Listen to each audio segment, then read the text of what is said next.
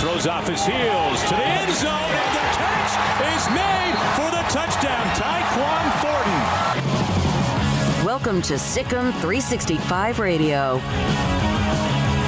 On 1st and 10 off the play fake. Elliott wants a deep shot, middle of the field. He's got it. CeeDee Lamb going to be just short of the goal line.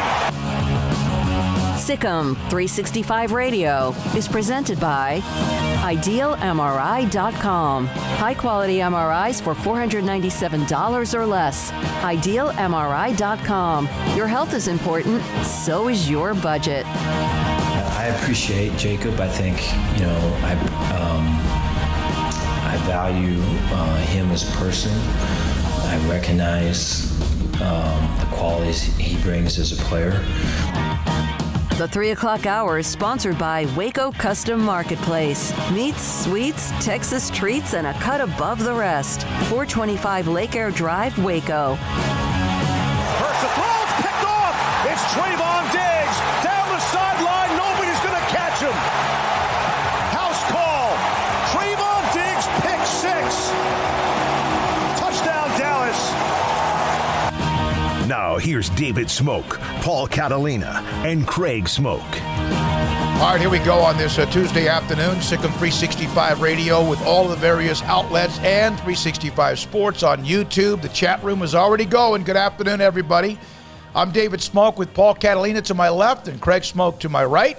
Baylor with some breaking news in their football program that we kind of got a pretty good feel about yesterday, and today it became official with Jacob Zeno, a near hero 2 years ago in the Big 12 championship game, has decided to enter the transfer portal. We will have other colleges that we drop in on, NC State, Arkansas, among many others. Cowboys roll last night. But the Jacob Zeno news, in the game with Oklahoma in the Big 12 championship game, he threw 2 long touchdowns and one that almost won the game with Chris Platt, a track star who was caught from behind by a state championship track athlete at Oklahoma. And from that time, he became kind of a legend, the legend of Jacob Zeno. He's now gone. Wish him the very best of luck. His decision, I'm sure, wasn't easy. Grayson Grudhafer knows he and the family pretty well, will join us today at 5 o'clock to discuss the quarterback room, which is still very good. But Paul, Jacob Zeno, not a surprise now that Gary Bohannon is entrenched as a starter at Baylor. Yeah, I think that Jacob Zeno had some of his legend grow because of 2 throws that he made. I know. I mean, his legend grew because of the 2 throws he completed in the Big 12 championship game. He had many more incompletions in that game, and I think that people really wanted him because they were so desperate. Fans were so desperate to move on from Charlie Brewer, but they completely forgot about Gary Bohannon, and I can't for the life of me figure out why, other than they didn't really have him throwing all that much when he was in under Matt Rule, so people just kind of jumped to a conclusion that he couldn't do that, and we've forgotten that it used to take time.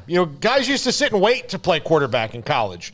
True freshman quarterback or a redshirt freshman quarterback was usually bad news, unless it was Peyton Manning or something like that. But it was usually bad news, and that hasn't changed all that much over the years, even though quarterbacks are better when they come in. So, yeah, he got caught certainly in a numbers game. Everybody else on the roster has passed him by, at least 2 of the 3, and the third one would be Kyron Drones, who was one of their top recruits. So don't expect to see him hanging up there, all that much longer, because he's going to be a guy who's going to compete for the starting job when he's ready. Yeah, I mean, it's unfortunate. It's part of the deal, especially in today's college football where, the moment you're not playing, you have that opportunity to, put your name into a transfer portal and go find playing time somewhere else. So obviously Jacob's not going to be seeing a football field in game action the rest of this year. but he's probably not going to see much of it at Baylor, so I don't think that changes much really.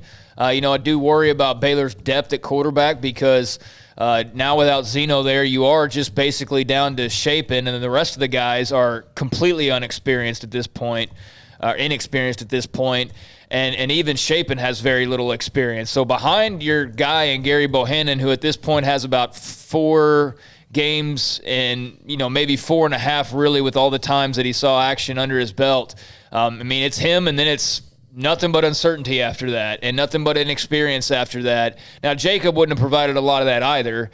He only showed flashes, but, people took that Big 12 championship game performance and really ran with that, and I think that's some of why you saw Gary Bohannon sort of fade into the back of most people's minds. It partially was what Paul said, is we just never saw a lot from him. He came in, he ran straight into the back of the offensive line for a gain of nothing, threw an incompletion, and then he was out. And that was basically like his appearances.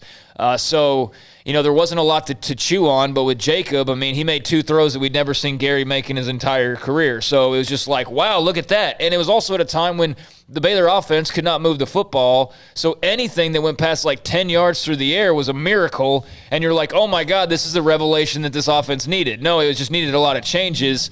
And Jacob was a guy who thrived in that moment. But since then, spring game wasn't very good. Fall practices obviously got beat out. And you can argue that Shapen was even the number 2 quarterback in front of him. So something, just didn't vibe. And, best of luck to him. I know that there was a lot of thought that probably went into this decision over a long period of time once the writing on the wall became a lot clearer. And, apparently from what Grayson said, there's already a lot of teams that are interested in him, and I'm sure there will be, but best of luck to Jacob. By the way, he is expected to graduate his undergraduate degree in December, so I guess you could still remain in school and do that. And I know that Charlie Brewer, even though he left Utah, could still continue to take classes online as he tried to decide what he's going to do. It's amazing the 2 names that were such a lightning rod a year ago, as you said, Craig, was a Brewer. He's now looking for a 3rd team, and Jacob Zeno is leaving Baylor to look for somebody else as he's entered the transfer portal.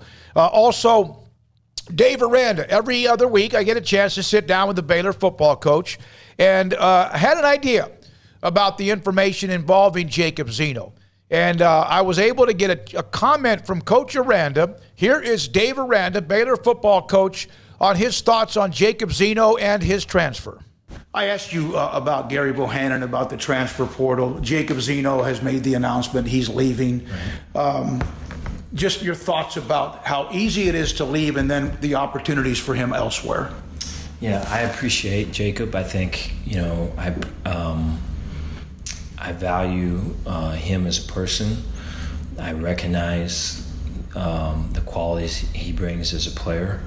I respect the way that he competed, and not asking for this type of treatment or not wanting this type of selection, but just totally investing in the competition.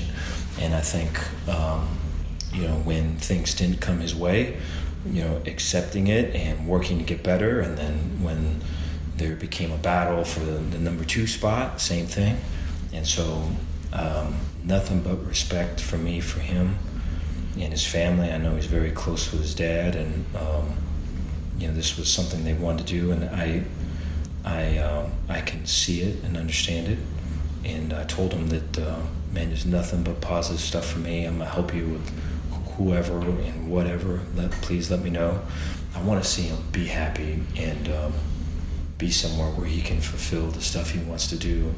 I think when you look at where the quarterback position is going, I think there's probably going to be more of this. I would like for us to not have to experience a lot of it. I imagine we're all probably old school in that way of thinking, but from Jacob's part, I understand it and I wish him well. So that's Baylor head coach Dave Aranda yesterday on the eventual transfer of his quarterback in Jacob Zeno. We're going to have like a new date in college football to have to circle, and it's like the first month of the season. Who gets their transfer in before like a reverse signing day? Yeah. It's a new reverse signing day that college football officials have added to the calendar now without even realizing they were doing that, because Charlie Brewer said, hey, I just got benched, and if I play one more game, I lose my year, and I subsequently lose my last eligibility, so I better transfer. Jacob Zeno looking around, hey, playing time's not going to be coming by anytime soon. Save my year, I'm going to transfer. So it's almost like a reverse signing day now. The 4 games that you get to play or whatever, mark a little circle on that calendar, and that's when guys can go save that year for themselves, which I don't know if that's good or bad. I mean, this will obviously be good for Jacob Zeno in the long run, and it should probably be good for Charlie Brewer in the long run, and everybody else that's thrown their name in the hat, they can find a spot that better fits them. But I think just another thing on the plate of college coaches of now, you're 1 month in, the grind really starts with, you just beat Iowa State, and you turn around and you're 4-0, you're getting ready for another top 25 matchup, and you're having to worry about a quarterback transferring, It's just kind of crazy. Yeah, and I think, the first 3 or 4 weeks of the season, you're going to see this happen every year, because it's not – they may not have played. I think Jacob Zeno played a little bit against Texas Southern, but he hasn't played against anybody else. And because I think Blake Shapen came against Kansas for whatever mop-up time they had. And it's not about, they didn't play in the 4 games. They could stay the whole year and not play in 4 games and still save it. But if you get to the 3rd game and it's evident that you're not going to play, might as well just make the announcement and go and not leave Jacob anybody already twisted had to his win. redshirt year. Mm-hmm. But it used to know. Kid's a junior. Young man's a senior. Yeah, I have no idea. A redshirt senior, redshirt freshman. You knew that. Now, I don't even know. Really, it's hard for me to even name the class. It's just quarterback or defensive lineman. But he does have, I think, 3 years of eligibility remaining wherever he may go. Wherever he'll go somewhere in his future starting next season. And it's extra confusing. I mean, I do the Earl Campbell Award every week, and every team uses a different form of identification. So some will use, redshirt this. Some put like another abbreviation for it, and then you just completely lose who's actually in what class as far as like, did last year count or did it not? And did, it's a mess. It's an absolute mess. And you used to be able to say, oh, that guy's a junior, he's got 2 years left. Like somebody asked me about Gary Bohannon on Saturday because he had played really well in that first half, and they tweeted me right away, like, how much time does he have left?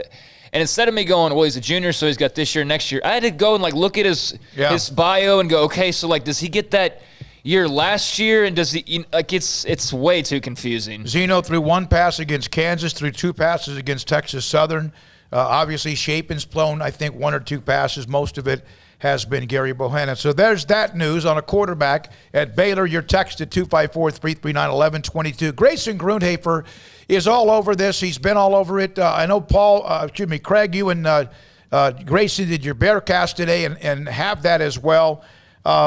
And so he'll join us today. Normally on Fridays, he'll join us today at 5 to kind of break down even more the quarterback room and what and who and where everybody is as far as their time. Speaking of the Earl Campbell Tyler Rose Award today, UT San Antonio running back Sincere McCormick. He won the award. He had 217 yards and a come-from-behind win against Memphis. He had 42 carries in a game in which they trailed 21-0. Do you realize how hard it is to give a guy that many carries when you at one point were down 21-0? It's insane, but he did. And he broke his own school record for carries, 184 yards rushing, 3 touchdowns in the win. I'm surprised that there's not a small minority of people who are not protesting of 42 carries. Oh my gosh. Yeah. The way everybody just panics over everything. But no, I think that's impressive. No, it's incredibly impressive old school performance, and Sincere McCormick's a hell of a running back. And the only thing for UTSA fans right now is they keep winning, and it's all great, but get ready for that Jeff Traylor chatter because it's already happening in Lubbock, Texas. I'll tell you that right now. Yep. And by the way, Ryan Black and John Kurtz and all those who cover K-State, the injury update, Skylar Thompson, according to head coach Chris Kleiman, is uncertain as they face Oklahoma this week. And there are some that think that really he is, that they're not sure if he'll play against Oklahoma, but that's a note as well in the Big 12. I know Oklahoma's struggling, but their defense has been better than their offense by far. So for K-State, had they got Skylar Thompson back, I'd feel a lot better about picking them this weekend, especially given their recent success. But without him and the way Oklahoma State kind of handled them despite a valiant second-half comeback by the Wildcats. I think Oklahoma wins that game this weekend. We'll hear from Wally Hall, Arkansas Democrat-Gazette, today at 3:30 on Arkansas' surge up the ladder, and then also their game with Georgia. And Jonas will join us today as well on NC State, looking back at their incredible win that they had against Clemson and kind of gave them a jolt. Jonas Pope IV from the Raleigh News and Observer. One more note. Armstrong, do you have the graphic of the high school player from from Frisco? Okay. Well, I'll tell you what. We'll take a call or two.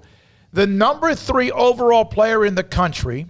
He has Florida, Texas, LSU, and Alabama. Probably more of a Texas lean than anybody based on whatever crystal balls are. And I get that. He has left the school. He's not going to, well, I don't know if he left school, but he's not going to play the rest of the year. Evan Stewart, he's a bad mo. He's good. Number 3 player overall, number 1 wide receiver. Had missed a couple of games for undisclosed reason, was going to miss this game. Here we go. I know this is his text or his graphic on Instagram. First and foremost, going on and on, talks about how much he loves the football. He talks about his coaches. Can we go ahead and just make like a template for these guys when they post these messages? Because they all just say the same thing. I will be foregoing the rest of my senior season, mentally and physically preparing myself for the next level of my football career and a huge step in life. Once again, thanks to all the support and countless love to my Red Hawk teammates. I am leaving. He's going to bypass his senior year. Frisco Liberty wide, 5-star player, hell of a player.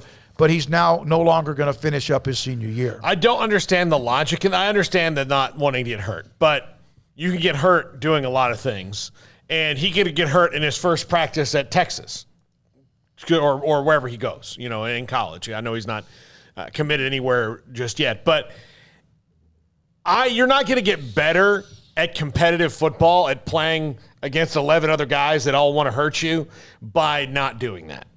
I don't think that's how it works, and I know that, you look at, Micah Parsons, for example, sat out last year because, of COVID. He opted out because of COVID, and he's tearing it up for the Cowboys. Well, not everybody's Micah Parsons, and you don't know that you're that yet. So I think you get better when you play. I know that you get better when you play. You can't, if I was a pianist and I said, look, I'm going to get ready for the concerto I have, but I'm not going to play the piano, that doesn't make any sense. And I get it to an extent, but I do think that it's just overkill to not want to play high school football to get better for what you're going to see at the next level, which is sitting out. The other thing is the jump. Ask anybody who's gone from high school to college, and none of them were like, oh, it was just the same. They're like, holy cow, these dudes are a lot bigger. They're a lot faster. They're a lot stronger. Bigger, better, faster, stronger. Some freshmen are amazing when they reach campus, but yeah, this is a trend. Remember when Jaden Blue did it at Kane, Quinn Ewers at Ohio State from South Lake Carroll, and we wondered, is this going to be the exception or the rule? And this is now 3. I mean, these are all huge names, big boy names. What's the equivalent of the basketball prospects going to that NBA G League rather than going to college? Is basically what it's turning into. So congratulations on whatever opportunity he's got ahead of him. I'm more curious about the undisclosed reasons that have had him missing time here lately. I think that's just kind of glossed right over, and it's all about his decision. But maybe that led to him also making this decision. I don't know. But if you're missing time for undisclosed reasons and all of a sudden you just decide that you're not going to play, period, that's kind of strange. So, wherever he ends up, good luck to him.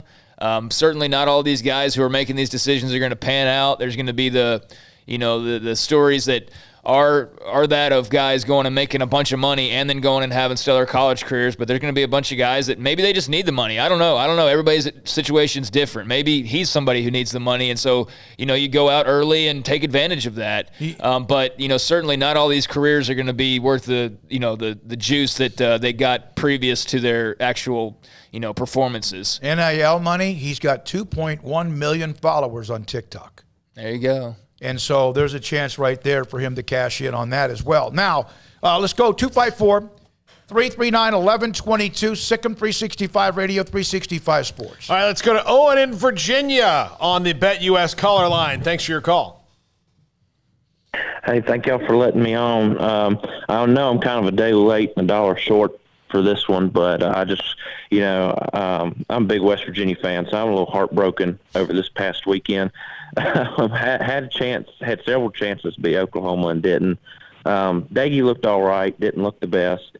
Had a bad snap there, but I just wanted to get y'all's take. Craig, I know you're kind of an Oklahoma fan, but I don't know what the deal with West Virginia is. We've got to figure out something there on offense. I mean, it's looking stale. Can't do nothing. Can't get Letty Brown going. Defense looks great. I mean, looks phenomenal. But one thing about Daggy too, and I found this interesting. He has the second most passing yards in the Big 12. So I didn't know if that was a stat y'all knew or not, but I found that very interesting because I didn't know. And another thing too, and this kind of I guess it ticked me a little bit, was that hearing the fans or the student section chanting for Oklahoma's backup quarterback. And look, I get it. You're unhappy with your starter. West Virginia, most of our fans were unhappy with our starter, but it's a college kid out there. I mean, give him a break. He's not going to have a perfect game or perfect season every time. So, I hate it for Spencer Rattler for hearing in his own home field getting somebody else's name chanted to be put in. So I appreciate y'all letting me on. I just want to know what y'all's take on that was. Well, yeah, a lot of it, what you said to me, I agree with a lot of it. But thanks for the call. We appreciate it, and good luck with the Mountaineers going forward. I think Daggy's just – you can just tell he's limited in the moments where – if you had a quarterback that could make that throw or make this big play, it would probably be the difference. I don't think defenses are scared of him at all. And I think that's why they can't get Letty Brown going, because the defense is not, in spite of all the yards he may have passing, they're just not afraid of him. No, I mean, there's not a lot to be afraid of. I was surprised to hear that stat about the passing yardage. That is very surprising. But, yeah, I think there's just a little something off of West Virginia. That defense is fantastic, but they just make enough mistakes offensively to put themselves in a situation like Saturday night. You have a turnover at a critical time, or you have an opportunity on the goal line and you push yourselves back. And so I think West Virginia is a really good team moving forward. I think they're going to definitely pick up some more wins along the way. Quarterback play was solid this past weekend, especially in comparison to some other performances. So maybe that's something that Daggy builds off. Look, he's got a lot of experience. There's just certain things about his game. Like Paul said, you're just not really afraid of him. You're not like, can't let Daggy beat us with his arm today. Can't let him run on us. Like, you're not really worried about anything specifically. He's just a solid player. And sometimes when he's not as solid, it ends up what bites them more than anything else. But that defense is going to keep him in games.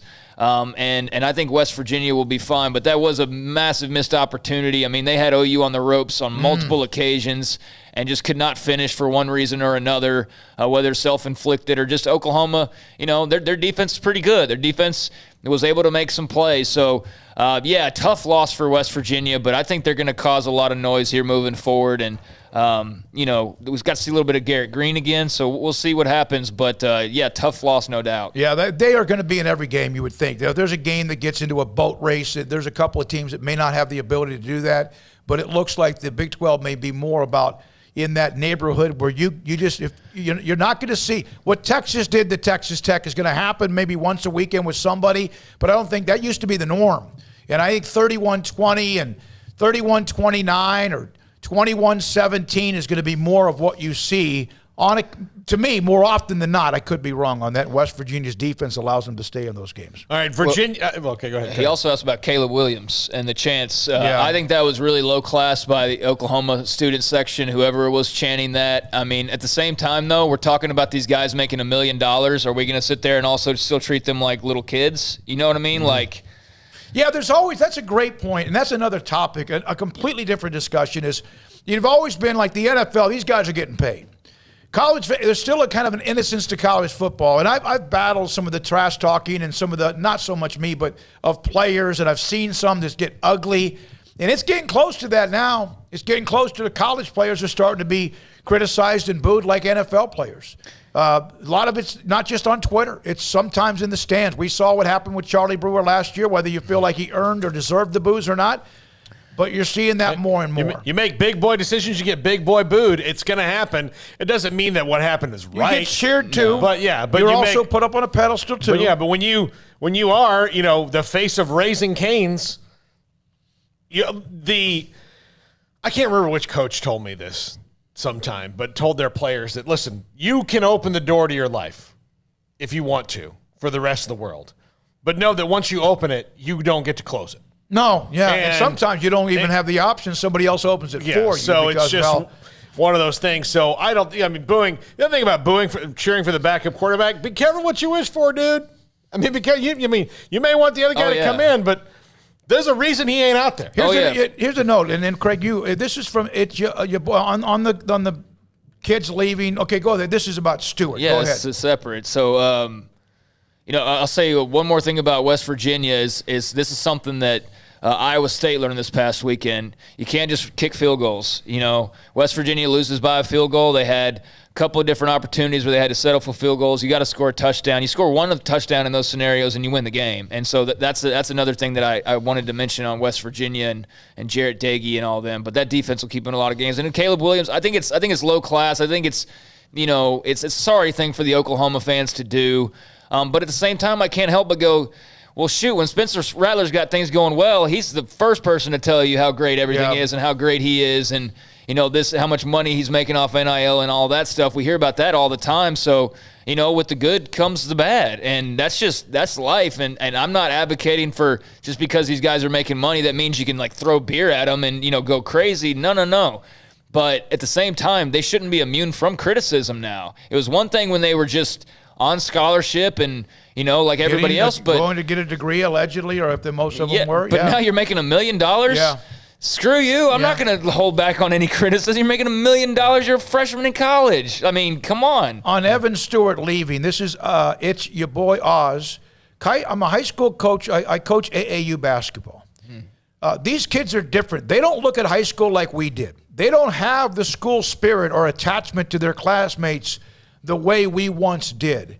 And that may be true, and you wonder in 10 or 20 or 30 years from now if you have the regrets of maybe not enjoying your high school career or high school time or even college time enough. But I appreciate that on the chat as well. Yeah, Coach, I guess, if you're a coach, then appreciate the feedback. If not, I could definitely see that, and you're seeing it with the AAU guys, and you're seeing it with the NBA and guys jumping straight from high school to the G League rather than going to school anymore. And I get it. Look, not everybody's built for college, so I guess we got to go. So thanks for the I'm feedback. Listening to you.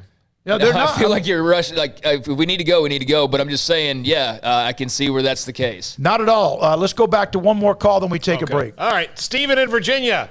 Even though I just texted you that we talk to you later, but you're on right now on the BetUS caller line. Go. Hey guys, I just wanted to say I know y'all talk to Mac Rhodes on Tuesdays, and just tell him what I need to do to make sure that Dave Aranda is here forever. I think that Coach Aranda is the perfect coach for Baylor. I don't think he would leave the same way Coach Rule would, because I think you're not going to find a more well-oiled machine to coach at a university of faith, which I think is really what Coach Aranda wants to do, and I wouldn't think he'd leave the NFL. And Mac Rhodes and President Livingston have done so many great things for this university. And there was a point in 2016 where you really wondered what was going to happen. And Dave Aranda is the best coach in the country for Baylor. I'm really confident, and I'm having a great time watching this football team. Later, guys. Thank you, Stephen. Appreciate your call. A lot of you agree with Craig's comments about players getting booed now at the college level. In fact, Rattler brought it on himself. He's doing too much. A lot of you agree with that. When we come back, we're going to hear from Wally Hall. He covers Arkansas, and this is Sikkim 365 Radio.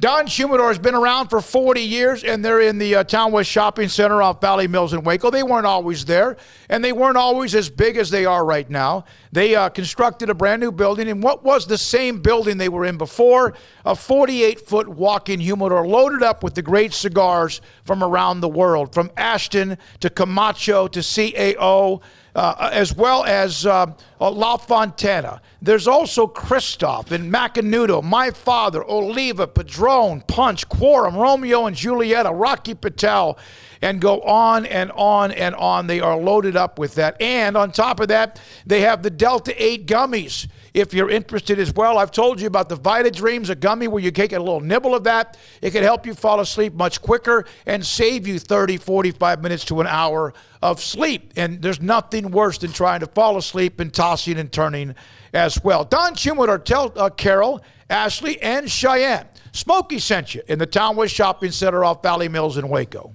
The 2021 Ram brand just received first place in the prestigious J.D. Power's initial quality study.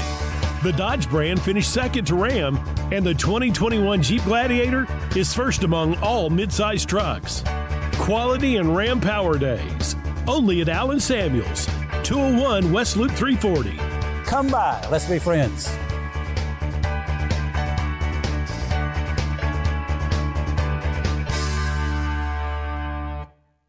It's football season. Sports bettors and BetUS.com has your NFL and college football live betting lines up for their 27th year.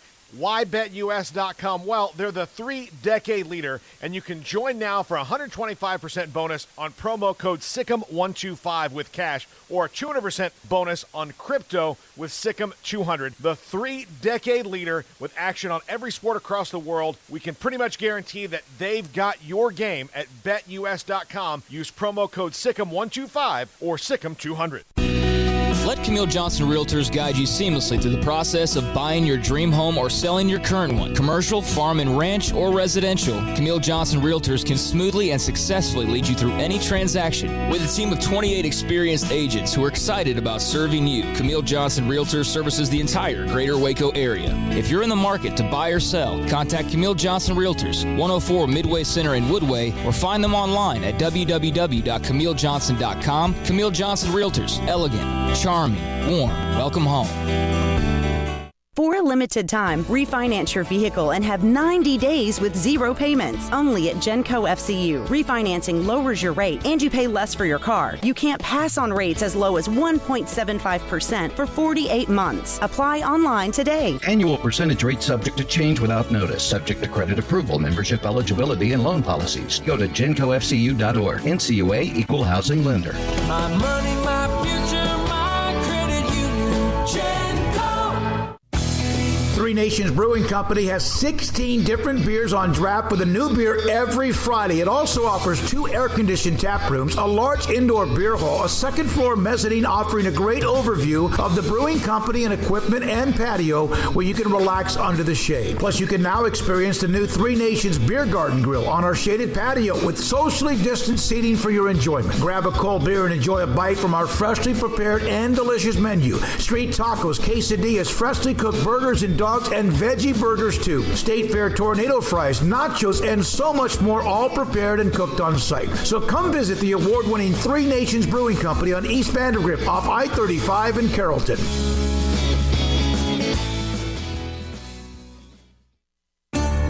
You know what would make this moment better? Pizza.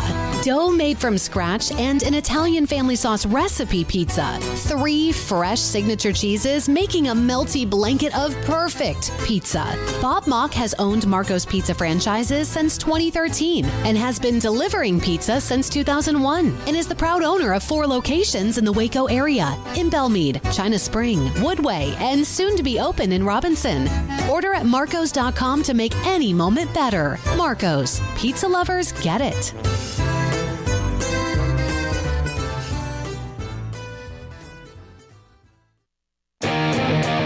Welcome back to Sick'em 365 Radio. Call us on the BetUS hotline, 254-339-1122. All right, Arkansas earlier this year they kind of raised some eyebrows when they hammered Texas, and then they were able to handle A&M. And they are vaulting up the college football polls, and now they have one of the ultimate tests to Georgia, number 2 ranked Georgia. This weekend, Wally Hall, Arkansas Democrat Gazette, joined us again. He joined us the week of the Texas game. And I remember that, Wally, you were talking about how you felt pretty good about the matchup, and we had some on the chat room going, man, he's a little bit too much of a homer. And that's fine. People can say what they want, but you've been right. How much fun is it right now in Fayetteville, Arkansas? Well, the whole state is just upside down with enthusiasm. I mean, it's like I got to laugh that somebody called me a homer. They obviously don't read. That's probably the first time in a 48-year career I've been called a homer. Anyway, I'm not picking Arkansas over Georgia. Just get that straight. But you guys know what winning football does for a community, and we're a little bit different than ever. We don't have a pro team. And this is the biggest school in the state. So it's, they call it the state university, but there are other colleges. Arkansas State has their followers, but most of the state follows the Razorbacks. They probably took, I'm going to say they had, out of the 56,000, they probably had 32,000 of the fans last Saturday in AT&T Stadium. And people are just, it was just ironic, I guess, that Hunter Yurchek, the athletic director, spoke to the Little Rock Touchdown Club on Monday. It was his third time to speak, and it was his first time to come speak after a win. And as soon as he stepped in the room, there was a hog call throughout the whole hotel. So I think people are really happy. I mean, do they have unrealistic expectations? Of course they do. They're football fans. Wally, when Sam Pittman got hired at Arkansas, I think there was a lot of national, like, who's Sam Pittman and why would they hire him? But he's so far been a natural fit, and maybe the less splashy of a hire was better for Arkansas, wasn't it? Yeah. You look back, and it wasn't a real attractive job. They had lost, I believe, before he was hired, 19 conference games in a row. The program had really bottomed out. It was going nowhere, and there was no pride, and there was no enthusiasm, there was no discipline. It was just a mess, and so a lot of coaches just weren't interested. And when Sam finally got an interview with him, and he obviously wasn't the first choice. But when he finally got an interview, he never mentioned salary. He just mentioned opportunity. And when he was an assistant at Arkansas for 2 years under Bielema, he and his wife fell in love with the state, and they bought their retirement home, and they never sold it. They kept it. They intended to retire in Hot Springs, Arkansas. So this was a great opportunity for him. It was outside the box. He'd never been a coordinator. He was a well-respected offensive line coach, a great recruiter. And, he came in, and the first thing he did was instill some discipline and pride in the kids. And 13 of the seniors last year stayed for another year. And a couple of them would have been drafted. But they wanted to help him get up another rung of the ladder. And so he's what you see on TV, interviews. He's just down to earth. I don't know if I mentioned this before, but he kind of reminds me of the old Darryl Royal. Darryl, after a game, he would have all the media over to a hotel room, and they would discuss the game. And he'd stay about 30 minutes, and then he had to go take care of, boosters and stuff. But that's kind of the way Sam is. He's just, I was watching with binoculars after the game, and Jerry Jones, who owns the richest franchise of any sport in the world, of course, embraced him, and Sam gave him an embrace, said a couple of words, and turned around and left. I've never seen anybody leave Jerry Jones. I've always seen Jerry Jones leave people. And Sam left because he wanted to go to his locker room and be with his players. And he's just really unique like that. And in all my years, I've never seen a turnaround like this. Maybe in high school or something, but not on this level, not Power 5. This has been amazing to watch. And they went into the A&M game believing they could win.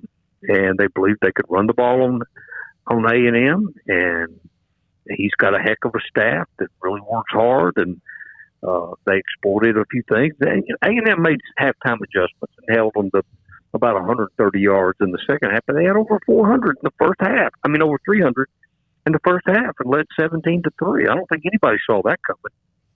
Wally, I know KJ Jefferson banged up his knee and Traylon Burks injured as well. Any word on those guys, or just kind of how they're feeling and availability entering this weekend? Well, Traylon was in full pads yesterday. Jefferson was not, and they think he'll be ready by Saturday, but they're not letting him have any contact this week. He was in shoulder pads and shorts and wearing a green jersey, which doesn't mean go; it means stop. So, he set out 3 series in the second half, and the young man that came in, he was just nervous as he could be. You could see it, and outrunning kids in high school is one thing. Outrunning people at the secondaries at Texas A&M, that's a completely different thing. Those guys have track speed like he does. So, but he put together a 40-something yard drive after the interception for the safety field goal that made it 20-10. Wally, we know Kendall Browse, the coaching tree, of course, with Art and where he's been, what offense he wants to run. We know what, obviously, Jeff Lebby's doing at Ole Miss with what they're doing. This is kind of a maturity thing with Kendall using what they have, right, at Arkansas with what works best for them, and it's not quite your hair on fire type of stuff? It is not. It is not. And the first few games, if they rushed up to the line of scrimmage, they just simply ran the ball, and other teams figured that out. And so Browse, he started mixing it up, and he's got 5 running backs, and he's got 4 he plays every game, and all of them are capable of going to the house with it on any down. So they're running the football, and Jefferson's a threat to run the football, and that's opened up the deep ball. And I will say this, I think Jefferson's more accurate deep than he is on short passes. What a win. I mean, it was an amazing win. We're talking to Wally Hall, the Arkansas Democrat-Gazette on Sikkim 365 Radio. So, Wally, go ahead. I'm not going to sit here and tell you I think they're the number 8 team in the country, but 3 weeks ago, they were getting no points, 0. Mm-hmm. Not even mentioned. Now they come in at 20, 16, and now 8. That lights up a state. That lights up a program. They feel good. I just found this out yesterday. Yurchek also hired Eric Musselman to be basketball coach out of Nevada, and took him to the Elite 8 in his second year. They're 500 tickets away from being sold out this coming basketball season. This is a program that had averaged about 8,000 seats sold, season tickets, for the last 10 or 12 years. And they're 500 away from being sold out. So Yurchek's made a couple of good hires, and it just, it even makes an old sports writer look forward to going to the games. Yeah, I can imagine. Craig, anything else for Wally? Yeah, I mean, Wally, obviously, Arkansas has been able to sort of impose their will up front on teams, and hard to imagine them doing that against Georgia. It should be quite a battle in the trenches, but what does Arkansas need to maintain? What do they need to improve to have a chance of making this, even more of a remarkable season come Saturday? Well, they've got to be able to run the ball. Jefferson's not a pure passer. He's getting better. He's improving. But like I said, he's better on the deep ball. They throw a few screens that help. They've got to be able to run the ball. They have to. And Jefferson's key on that because he can get 30 yards on you, and he's got that deceptive speed. It looks like he's not running very fast, and all of a sudden you realize that linebacker's not catching him. And, it'll take some safety coming up with an angle to get him. So they've got to run the ball, and on defense, they've got to continue to protect on the deep pass. They run a lot of 3-man defensive front, which doesn't put pressure on the quarterback to help out. With they'll run a nickel back and they'll drop linebackers into coverage. But their defense is the key to where they are right now. In the first quarter of 4 games, they've given up no points. In the fourth quarter of 4 games, they've given up 14, and all of that was to Texas when the game had already been decided, and it was in the fourth quarter. So defense is key. They have senior leadership at linebackers. their linebackers are usually 1, 2, 3 in tackles, and they've got to be able to shut down Georgia. They've got to, especially on third down, they got to get them off the field, and it's the only chance they got. I'm expecting a low-scoring game, which would give any team a chance in the fourth quarter, but I do think Georgia's very, very good. Wally, thank you as always. Appreciate you the second time in about a month, right before Texas, right before Georgia, right after the winningest A&M. Wally Hall, Hall of Famer, Arkansas Democrat Gazette, with us on 365 Sports and Sikkim 365 Radio. When we come back, Jonas Pope the fourth. He covers North Carolina State, one of the better wins over the weekend. Arkansas had one too. He will join us next on Sikkim 365 Radio. If you are looking to buy a new home or sell the one you're in, you can give my buddy Lance Donaldson a call with eXp Realty, 254-214-3713. And look, the Donaldson family team, brokered by eXp Realty, they're going to help you find the house that you love. Lance described himself as a realtor with a unique perspective, and he certainly has that. And believe me, you'll know that in 5 seconds with talking to Lance. He's a great listener. He's going to hear what you need. Plus, right now, the housing market's kind of crazy. It's a great seller's market. That's good news for half of your transaction, but the other half maybe not. So if you're going to sell a house and make a big deal on that, well, how do you make sure you don't dump all that money down the next house and lose your profit? Well, Lance can help you navigate all those crazy things in the housing market right now. So give him a call, 254-214-3713, or online at lancedonaldson.exprealty.com.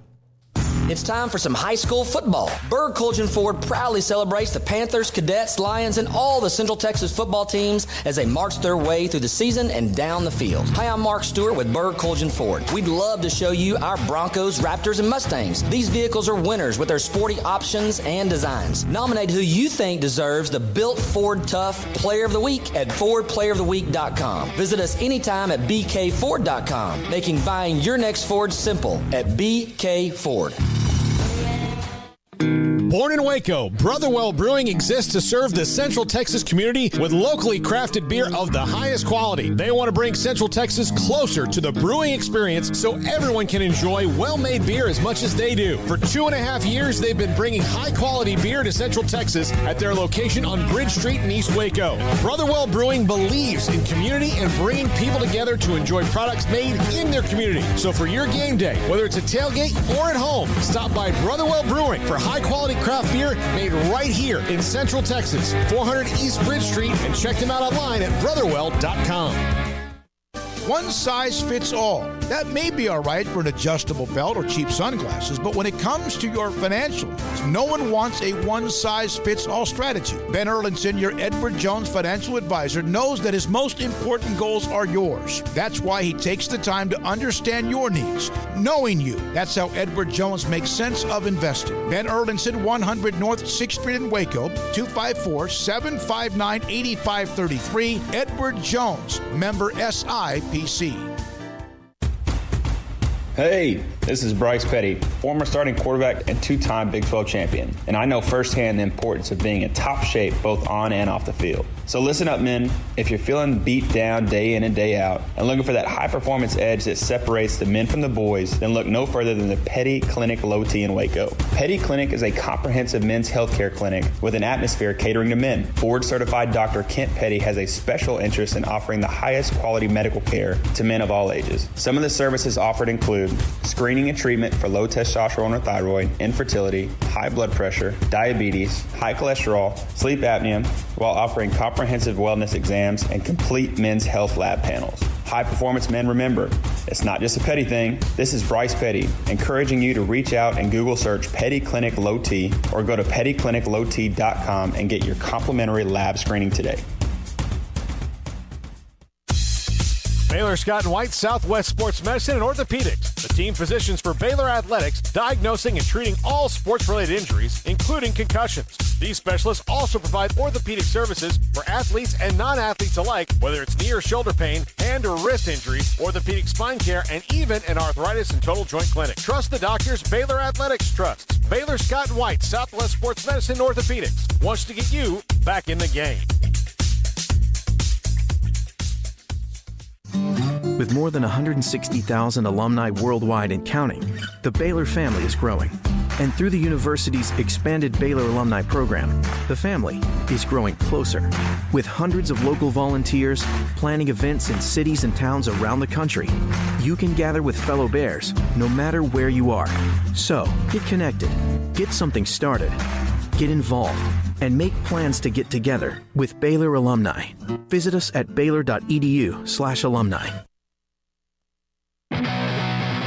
This is Sikkim 365 Radio. Text us at 254-339-1122. The Sikkim 365 Radio text line is sponsored by Riverbend Liquor and Wine, with the most extensive variety of craft beer in Waco. A hidden gem on Lakeshore Drive and 19th Street.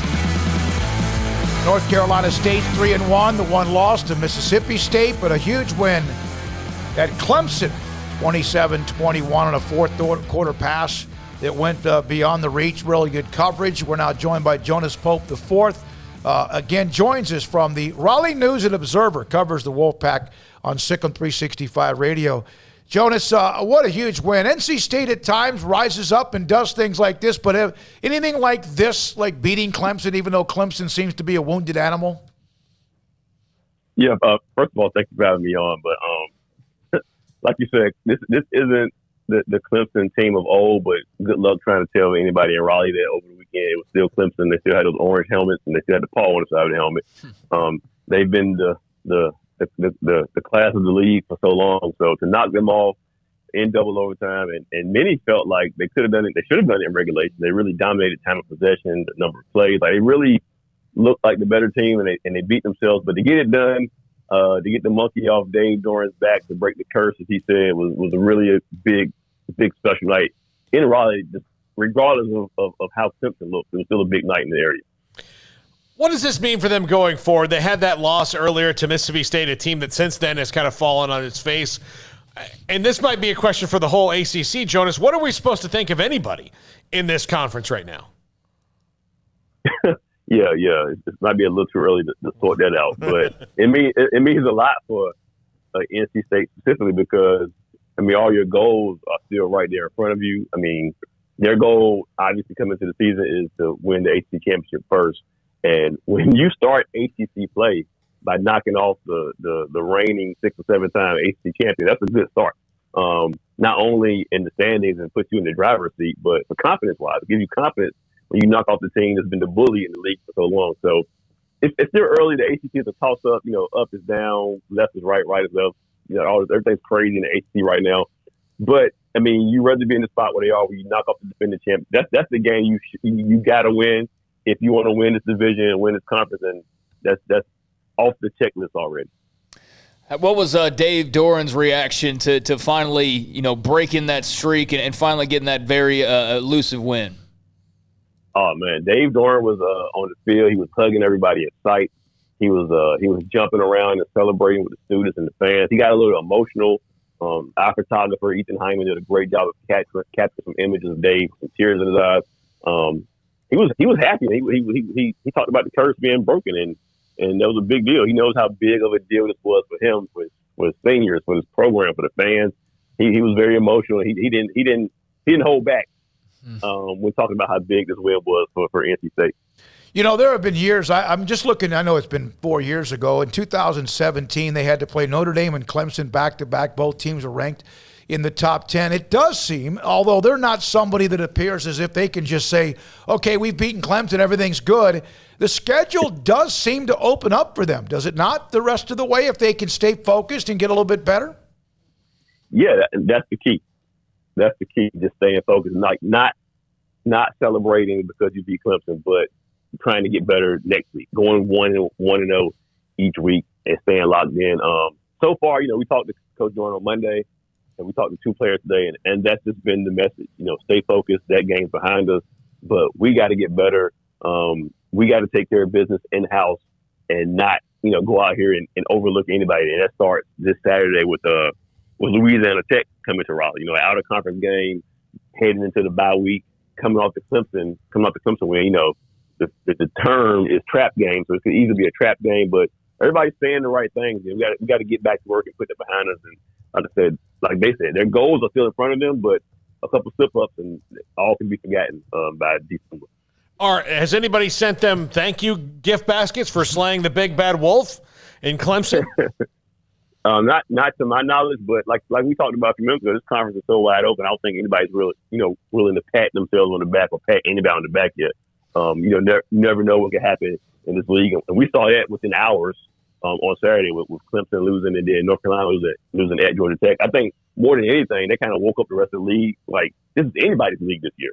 So nobody's sending him any gift baskets or cards or thank you texts or anything like that. It's still a battle for the ACC. If anything, that win made everybody realize, like, hey, this thing is wide open. Jonas, how much talk was there about penalties adding up and being nearly quite costly on Saturday, not to mention, multiple missed field goals? I mean, they got the win, but it sure wasn't pretty. How much of that has been a discussion over the last couple of days? Not that much, actually. Coach Doran did mention it in his opening statements on Monday. NC State had 11 penalties. They had 9 in the first half. So he feels like they made the adjustments at halftime and they kind of settled down. So that's a good thing. That's what you want to see. I mean, they were on pace to have 20-some penalties the way they were playing in the first half. But, yeah, so obviously that's good that they kind of calmed those down. And as far as the missed field goals, I mean, Coach Doran said it just flat out. Like, Chris Dunn is the best field goal kicker he's ever been around. He's going to win a game for them at some point this year. So they haven't lost any confidence in him at all. So they moved on from it. Jonas Pope IV, he covers North Carolina State. Man, when you've gotten Roman numerals next to your name, that's very impressive. I've always been, that's... You wish you had those? No, I mean, my dad was senior. My oldest brother was junior. I didn't name you after me, other than the middle name. I just felt like you want to have your own identity. But that's pretty cool, Jonas. That's you like the Roman numeral? It makes me sound way more important than I am. Oh my God, that's awesome. That says a lot about you that you said that because, but it's pretty cool. We appreciate it. Well, hopefully, maybe down the road we can get back in touch with you, see how they are, what they're doing in 4 or 5 weeks as well. Yeah, that sounds good, man. Thank you guys for having me on. You too. That's Jonas Pope IV with us from the Raleigh News and Observer. He covers North Carolina State football, basketball, beat writer as well. So we appreciate his time. Yeah, that was a nice win. It was sloppy at times, but they also, for whatever penalties they had and missed field goals, they also dominated like number of plays, time of possession. So that was a thorough victory and. We've all been kind of waiting for the dragon to fall, so to speak, or get slayed. I think, as much as Clemson's a great football program to watch and Alabama the same, like if the playoffs this year is Ohio State, Alabama, Clemson, and like then the one wild card, at some point that is going to get old. And for some people it already has. So I think that you kind of eliminate Clemson and move them out of the way for the time being and potentially for good this season. That's kind of fun. It's kind of fun to not have the same old. And look, Ohio State's got to figure their way into the mix. What you just said is specifically why the 12-team playoff came up. That's why fans got numb to it almost. It got numb to it, and where they saw the television ratings drop in a year where television ratings for everything were up because people were stuck in their house. The television ratings dropped for the college football playoff because people are like, well, I've seen this game. Yeah. I've seen it again and again and again. And so the 12-team playoff, which will eventually get worked out, I think, because you can't, tell a kid he's going to the toy store and not give him anything. It's just you have to give that to the fans. But it's because of that. So people are relieved when a team like Clemson loses. I don't mind. In fact, I love dynasties. Now, some people can get tired of whether it was the Yankees or let's just say lately, whether it's Alabama or Clemson. I enjoy that because, it's just I don't mind them. It would be a lot better if my teams were even a part of that conversation. But I don't mind them. But when you have the same 4 almost year in and year out in the college football playoff, and it didn't seem like that was going to change, I think it's refreshing. Clemson pretty much gone. Ohio State has to fight for their lives. Oklahoma has to figure out who they are. And then there's Notre Dame. They're kind of hanging around. They've been in 2 of the last 3. And then, of course, there's Alabama and someone else, most likely from the SEC. So there's been 6 college football playoffs now, and you've had Alabama in all 6, and you've had Clemson in all 6.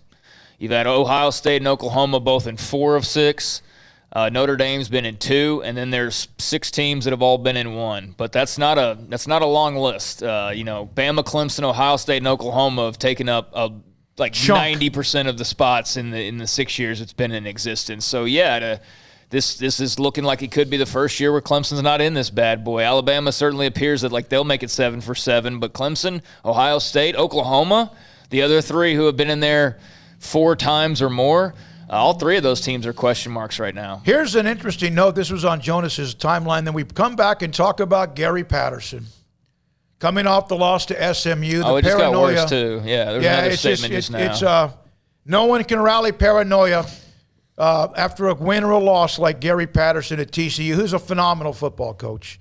Highest-ranked teams in the AP poll in each conference. Alabama 1, SEC, the Pac-12, Oregon 3, Big 10, Penn State 4, Big 12, Oklahoma 6, even though we're still kind of wondering. The ACC, North Carolina State 23rd. No, say it right. The Atlantic Coast Conference. No, it's the NC State, the highest-ranked team so far, at 23rd. When we come back, a couple of tweets involving TCU football coach Gary Patterson against a team that he's owned for the last 9 years, basically. Not the last Coming 2. off the loss to SMU. You're right. That and much more. Your feedback at 254-339-1122. This is Sikkim 365 Radio. Marco's Pizza. Pizza lovers get it. Marco's Pizza with the original sauce from the day that they were born as a business. Marco's Pizza also with a golden crust, that heavenly melt of a 3-blend cheese. And also it'll blow your mind whatever ingredients you put on it. And when we order Marco's Pizza from the Bellmead location, there are 4 locations in Waco, Bellmead, China Spring, Woodway, and the new one in Robinson. You get it? We always get the all-meat, flat crust. We love thin crust. We love it. It's good. Dough that's made from scratch. The Italian family sauce recipe, again, made to perfection, like it was from day one. The crispy, old world pepperoni, and even savory Italian sausage, and whatever veggies you want to put on the pizza as well. It's Marco's Pizza. Pizza lovers get it. The thing about having a naked truck is that you get exposed for the equipment you don't have. Take, for example, your rear end. If you don't have anything back there, you're exposed about what you don't have, and that's a life. However, if you cover that rear end with a hitch, you're telling the world, hey, I got a little junk in my bed, and I'm ready to pull something. A camper, RV, boat, trailer, jet skis, heck, even a bike rack. A hitch says, I have a life beyond driving my truck to and from work, and Pickup Outfitters is the place to get a hitch for your truck, SUV, van, even some cars. We sell and install just about any kind of hitch you need. Receiver hitches from light to heavyweight to pull just about anything. And gooseneck hitches and fifth wheels when you're ready to pull the heavy stuff. And don't forget trailer and brake controller wiring. It's so important to have wiring professionally and correctly installed by the pros at Pickup Outfitters. So it's time to cover that gaping hole in the rear end of your truck with a hitch. Installed by Pickup Outfitters. Check us out online at createacommotion.com. Do you or your kids get nervous about going to the dentist? Stonewood Dental, Dr. Steve Childress, he can help. I've spent a career taking care of patients who as children had bad experiences, and now they're adults that hate going to the dentist. If I get a kid at 3 years old and they come every 6 months and it's a happy experience, it's normal for them. Now they have an accident at 6 or 7 or 8 at school. Now they have a broken tooth or a trauma, and they have to come here. They're used to lights, they're used to the water in their mouth, they're used to experience, they already trust us. It's amazing what we can do with that kid without it being a negative thing. But if I see a 6 or 7 or 8 year old that's never been to the dentist, and now they have a trauma or an unfortunate unexpected toothache, it's harder to do that for that kid and it not be somewhat of a negative experience. So bottom line is I try to teach kids and adults and teenagers and everybody the way I'd want my family treated, which is where it's a necessary part of life. You just take care of it. It doesn't have to be that big a deal. Learn more, stonewood-dental.com. In Texas, there's pea-size hail and baseball-size hail. Guess which one hit our house? We didn't even know where to begin, but we called our Texas Farm Bureau insurance agent, and he was so reassuring. He knew exactly what to do to get our house back into shape and our lives back to normal. Now, we're even more thankful for the roof over our heads. Stop by and see our agents at one of our 3 McLennan County locations. Coverage and discounts are subject to qualifications and policy terms and may vary by situation.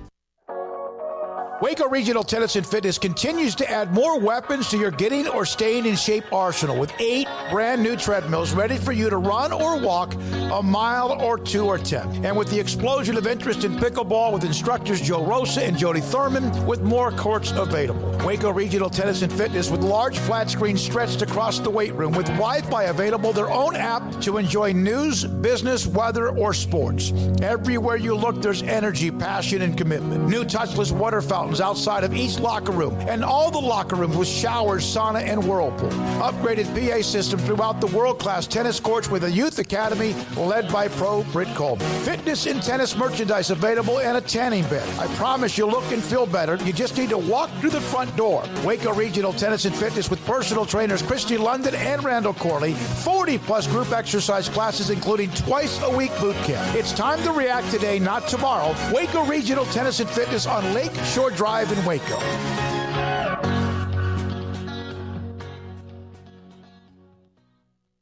Escape the mundane with the responsive power and exhilarating agility of a new Cadillac from Richard Carr Cadillac. Smile behind the wheel again in the supercharged sophistication of a CT4 or CT5 sedan, or the sporty and spacious XT4, XT5, or XT6 lineup of SUVs. Starting at only $33,395, the Cadillac of your dreams is waiting now at an affordable price at Richard Carr. Test drive from the expansive selection at Richard Carr Cadillac, or let us bring a test drive to you. Go to richardcarcadillac.com to schedule a test drive today. Welcome back to Sikkim 365 Radio. Ebner handling that cuts upfield. Ebner is on his feet. Ebner is to the sideline. He is tipped toward the sideline, and he is into the house. The 4 o'clock hour is sponsored by Boozer's Jewelers, the wedding ring store, specializing in custom jewelry and repair, all in-house. Now here's David Smoak, Paul Catalina, and Craig Smoak. Jonas Pope, appreciate you. He just texted us, said, hey, appreciate the guys for having me on talking North Carolina State. Now, in the middle of all this, and we have an open area here for about the next 40 minutes. Craig's off the radar. Will join us at, will be a part of the show at 4:45. Nobody rallies paranoia. Nobody rallies paranoia after a win or a loss like Gary Patterson at TCU. I think he's a phenomenal football coach. I think what he does with less sometimes is tremendous. But we remember back when TCU beat the living hell out of Art Briles and Baylor in 2010, made them, that's one of those where they blanked down their neck and made them sniff it. And, you know, way to go, Big 12, all that scene. And then after that game, later on, Gary Patterson made the comment that Baylor was stealing plays from TCU. Which he's accused. Beat the hell out of somebody. He's accused many teams of doing at times. Which, by the way, every damn play is on Huddle or on film or on YouTube. Who cares if you steal a play? You beat the hell. Okay, so that's one. We know 61-58. We know that he hated Art Briles and Art Briles was annoyed by him. We understand the rivalry. They were going after the same players. We know both, of course, Gary Patterson's backyard has not always been clean, but he seems to have survived it all. Hell of a football coach. But my God, after 61-58, he accused Ryan Stewart, who did go up to him, of threatening him. That was in the game before that. The game before that. That was in Fort Worth. He, of course, when Ahmad Dixon blew up a player, got ejected, and kind of acted a little silly afterwards. Probably should have been escorted out of the stadium a lot faster. He made that the story of Baylor's win when they intercepted a pass in the end zone in Fort Worth. It's constant. And so now SMU plants a flag. What did he do, Paul? He accused them of premeditating it, intentionally knocking over Coach Jerry Kill, who we know has a lot of different health issues. And he accused them, of course, he was mad because they took one of his songs and used it to mock him in a video. I don't know if it's on Twitter or whatever, but one of Gary Patterson's original country songs that he sings. And then he also brought up Baylor again in this whole rant. So he's mad at SMU. Brought up Baylor again? Yeah, he brought up 61-58 again. Patterson said he couldn't substantiate which team knocked Kill over the second time or whether an SMU player used a helmet to cause an injury. Patterson alleged during a post-game news conference. We've heard his post-game news conferences. They can be classic and paranoid. He then brought this up about copyright infringements, but he's got the Longhorns to worry about, and then went into 61-58 or whatever it was when a Baylor player. I love it when people hate us. If you win, people hate you, like the Baylor player who came up and confronted him was Orion Stewart. I need to read this. We have rivalries. People get to where they hate you. Just go back to 61-58. Players are getting in my face. He's never said anything about players getting in his face before that I recall. He said that he jawed back and forth or whatever with Ahmad, but players getting in his face. He said that Orion Stewart, I don't remember the terminology. Orion is the one, because Ahmad was Orion's older brother, basically. That was his homeboy. It was. And Orion came up, but he didn't threaten your life. This is SMU, a crosstown rival who's gotten better. It's a turf war. I mean, the big thing is that Jerry Kill had a concussion, which I don't think we've mentioned. So that's why he's partially upset. He's also upset because they got beat, and he's also upset because they got beat again by SMU, who has no business being their rival or being on the same level as them. And so, he's a little bit flustered right now. No one comes out with more excuses and more conspiracy theories after losses than Gary Patterson. It's almost like clockwork. There's what I just put up on Twitter. Some scandal that happened or something that had absolutely nothing to do with the result, but it's like, let's shift the loss attention and let's shift it on to, these are bad people over here. We do it with class. He does that constantly. Coach High Road? I'm going to take the high road. Oh, no, he's so not and Coach High Road. Everyone took that. I cannot substantiate that it was an SMU or TCU person, but it did happen, talking about Kill getting knocked over. If we wouldn't have had the flags, it wouldn't have happened, okay? He then referred to SMU players attempting to plant the school's flag at midfield, saying the planting of the flag had been discussed beforehand by the SMU program. All right, so that's Gary Patterson. He's a hell of a coach. So what was the next thing his AD or SMU's AD said, Paul? You were reading that. Do we have that? He said that he released a statement. Oh, I sent it to Craig. Hold on. To Armstrong. I sent it to both of them. But I don't know if I did. SMU AD Rick Hart issues a statement saying, in part, TCU coach Gary Patterson accused our program multiple times of planning to plant our flag on the field following our win. This is a complete fabrication. And this is what Gary Patterson does. And now SMU, they've got this feud. Gary Patterson, every time a job comes up and mentions, maybe this will be the job that Gary Patterson leaves for. Gary Patterson is not leaving Fort Worth. Gary Patterson does press conferences in front of about 10 people or less every week. If he couldn't handle it, he could not handle Texas. He couldn't because of the paranoia would be too huge. Just like Tom Herman couldn't handle it in Austin, Gary Patterson's cut from that same kind of crazy guy cloth, and this is why he has been at TCU. I'm not knocking the TCU job, but it's insulated and protected because he is a next-level football genius.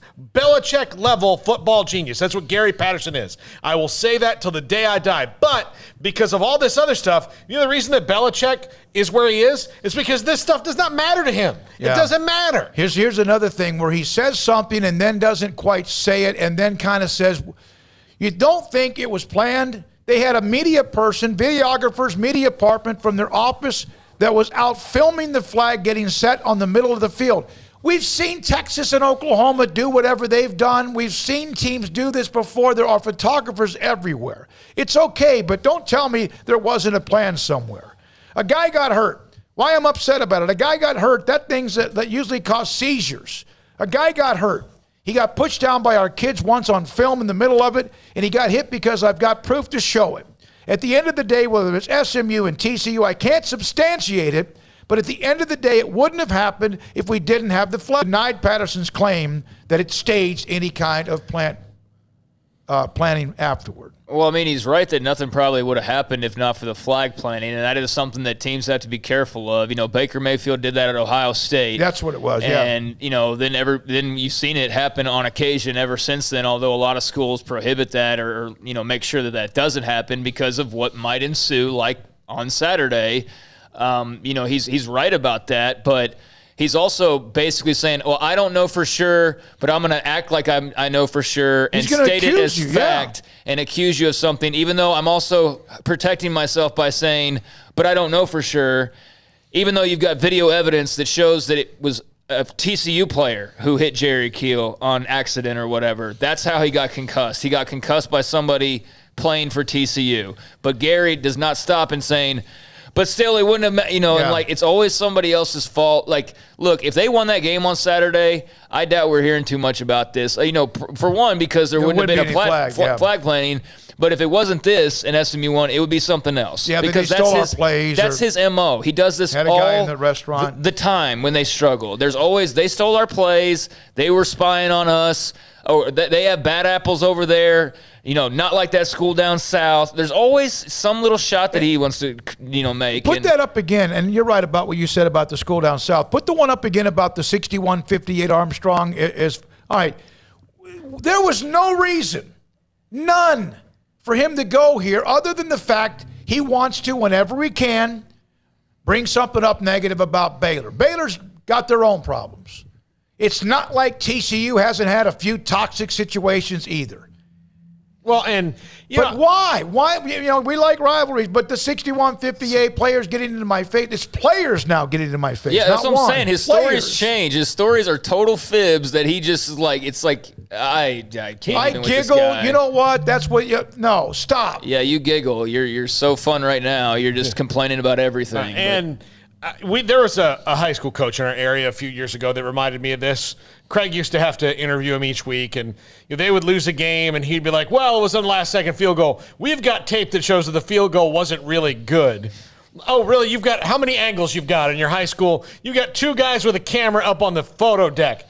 Stop it. We've got this, and we've got, that guy was this. And we also knew that guy was often believed to bug his visitor's locker room. So there are people that are paranoid and coaches that are paranoid, and Gary Patterson falls under this, and I think it's unfortunate, and I also think it's what's held TCU back a little bit. Not that they can do, he's a fantastic coach, but if he would stop doing all this stuff and being worried about it, they would be so good every year. But it's paranoia that holds him back. He also has a team coming into town that he's owned. Oh, yeah. And they look like they may have at least gotten on the right track. This is circle the wagons. Put the information on him rather than the attention on the fact they lost to a team, the SMU, that is now getting better. It's a motivational tool the same way, all of a sudden 2 weeks ago he's saying that nobody knows who Zach Evans is or giving him enough credit. Why did he do that? Because he wants Zach Evans to get more credit and because he wants to motivate Zach Evans. So, yes, his team did not look good on Saturday. SMU kicked their ass. And I think Gary Patterson said as much to Sonny Dykes after the game before all hell broke loose. But SMU dominated them for the most part, and that was a clear victory for the Mustangs. And so now he's got to rally the troops and get ready for Texas. And God forbid he loses to Texas with the dominance they've displayed over them. But there's a good shot of that the way UT's playing right now. So it's part motivation, it's part always being the victim, which he plays that role very well. It's always woe is me here at TCU kind of a thing, which I think is ridiculous at this point. But he's right. The flag thing set it off, but his comments are making this a far bigger deal than it was on Saturday, for that matter. Here's another quote. Adam Rittenberg had this one. If I had the time, I'd go out and get all the copyright laws. I'd get after their ass.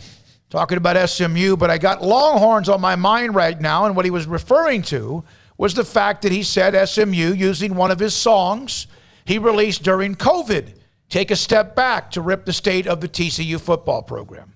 Yeah, they had fun with the video online after they won the game by using his song as background music, which is just creative. If the opposing head coach has music and you can fit that into a highlight video over your win, that's what I would do too. So, if he wants to get serious about copyrights, and I know that's probably just a throwaway comment, but who knows with this guy? I can tell you this. When I was in college, if Steve Spurrier had released an album, I would have ripped that thing so fast off of Napster, you wouldn't have been able to. We'd have been making fun of it every, time we could have. That's just how it is. That's part of it. But, you released the album, and they did not doing what they did because of there are definite rules on the internet about getting pop. They didn't break any copyright laws. I just think there's so much crying going on. And look, he's a great head coach. I will never deny how good of a football coach he is and, obviously what he's meant to TCU. But there have been so many moments over the last few years of just whining and crying over stuff that it rubs me the wrong way. It's why I can't get on board with a guy outside of just saying I respect him and he's a great football coach. But if he's on my TV screen, I'm flipping so fast that, I might as well not even have the TV set on because I don't want to hear what he has to say. Lighten up, Gary. The number to call, 254-339-1122. Armstrong, do you have the Dave Aranda audio on Jacob Zeno? Do you have that again in case somebody didn't have a chance to listen to us at the start of the show? Had a chance to visit with Dave Aranda yesterday. We had that yesterday. And then had a chance to ask him about what was the pending transfer of Jacob Zeno. We'll come back with that. In a break. This is Sikkim 365 Radio. Richard Carr, Buick GMC Cadillac. They've had the Labor Day savings event going on all month long, despite the fact that Labor Day has been over for a while now, but there's still a couple of days left in the month, and that means there's a couple of days left for you to take advantage of the Labor Day savings before they go away. Richard Carr has got a lot of great deals going on right now. Not as much inventory as they would like, but we'll get to that in just a moment. Right now, some of the offers that you can check out over at Richard Carr includes a lot full of premium pre-owns. They go through a 172-point inspection, each vehicle before ever hitting the lot at Richard Carr. And the dealership's goal is to say yes, while dozens of lenders say no. 100% credit approval is what they are reaching for. They've got the Cadillacs, the ultimate American luxury vehicle. You can check out the smooth and powerful CT4 sedan starting at $33,395, or perhaps the lineup of SUVs, the XT4, the XT5, or the XT6 in various styles and sizes to fit your lifestyle. And because there's a little bit of a premium on the options on the lot at dealerships all over the country, if they don't have the right car or truck for you right now, they can put you first in line for the many that will be coming their way very soon. So get your name on the priority list to get the perfect vehicle for yourself as soon as they arrive. And if you're here in the Waco, Central Texas area, well, Richard Carr is your local hometown dealership, so give them a chance to earn your business with great prices, free oil changes on new cars and trucks, and superior service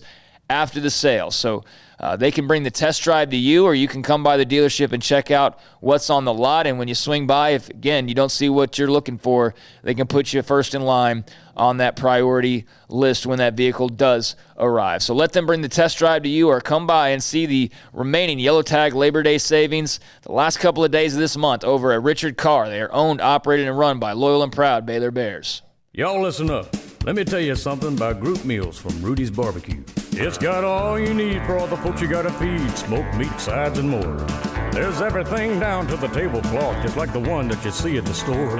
At a bridal shower, it's better than flowers. And a long distance meeting, it'll pass the hours. It'll feed all the cousins at a family function. It's better than potluck at a church luncheon. Next time you need to feed 10 or more, call and order a Rudy's group meal. Next in line. How did Edward Jones become one of the biggest financial service companies in the world? By not acting that way. Financial strategies, one-on-one advice, it's a big difference. And that's why Brad Wilson, your Edward Jones financial advisor, makes sense of investing. Experience the difference for yourself. Brad Wilson, 250 Sharon Drive in Woodway, 254-776-4337. Edward Jones, member SIPC. Grant Dideker, under the umbrella of Texas Farm Bureau Insurance, McLennan County agent. When you contact people about insurance, and people are hit up with it all the time, what do you tell them? What do you say? I know you say you educate, but Texas Farm Bureau Insurance is obviously successful for a lot of different reasons. Right. And has hundreds of thousands. It's personal service. Okay. It's one-on-one service. Just yesterday, went to a client's house, met with the couple, went over all the coverages, and they said, wow, we've, never had this before. We've had this different insurance and that different insurance, but we've never had somebody actually come to the house and go over everything with us. And wow, we really appreciate that, especially this day and time where it's just a click of a button and you really don't know who you're dealing with. It's it's a different person you call every time you call that 800 number. You don't know who your agent is. Now they have a face with the name, and it's more personal service. Grant Dideker, Texas Farm Bureau Insurance, McLennan County agent. If someone wants to contact you, just straight on your cell phone? Yep, 254-265-0442. Grant Dideker, Texas Farm Bureau Insurance, a McLennan County agent.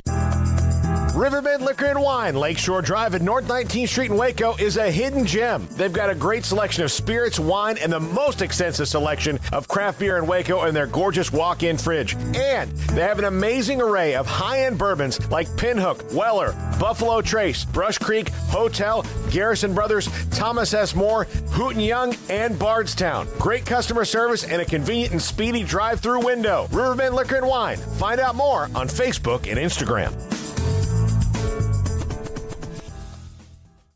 Boozers is the wedding ring store and more. If you're ready to get engaged or already married and want to upgrade your wife's ring for a special anniversary, Boozers is the place to go. With the largest selection of premier quality diamond engagement rings and wedding rings in Central Texas. They have 7 cases with over 300 styles of rings from top designers like Natalie Kay. Choose from yellow, white, or rose gold, plus beautiful top quality loose diamonds. With an in-house jewelry, they can also custom make anything you want. Bring in a picture or drawing and let Boozers create your one-of-a-kind pendant or ring. They can even use some of your old gold and diamond jewelry to create something new. At Boozers, you'll find a great selection of quality timepieces, and Boozers is the place for expert watch maintenance and repairs too.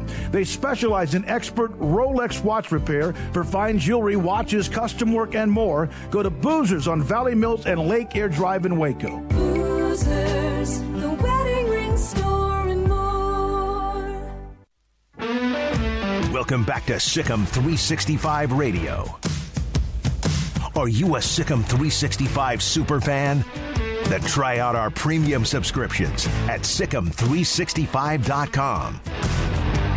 By the way, Mac Rhodes, who normally, regular AD, joins us on Tuesdays, will be with us tomorrow.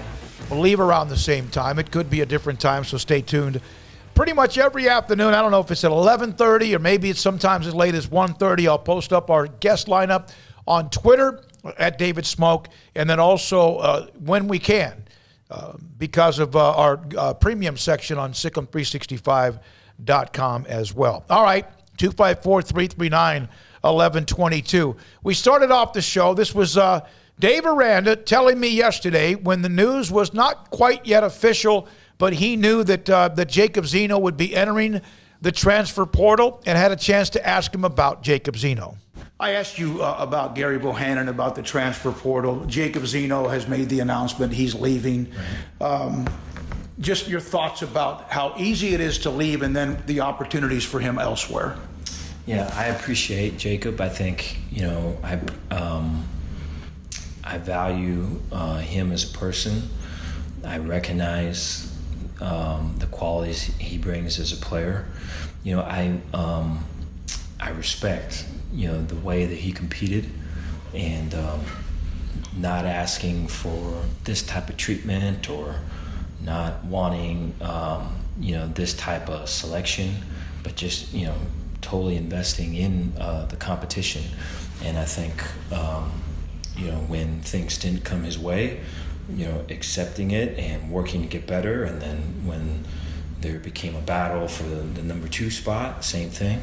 And so nothing but respect for me, for him and his family. I know he's very close with his dad, and this was something they wanted to do, and I can see it and understand it.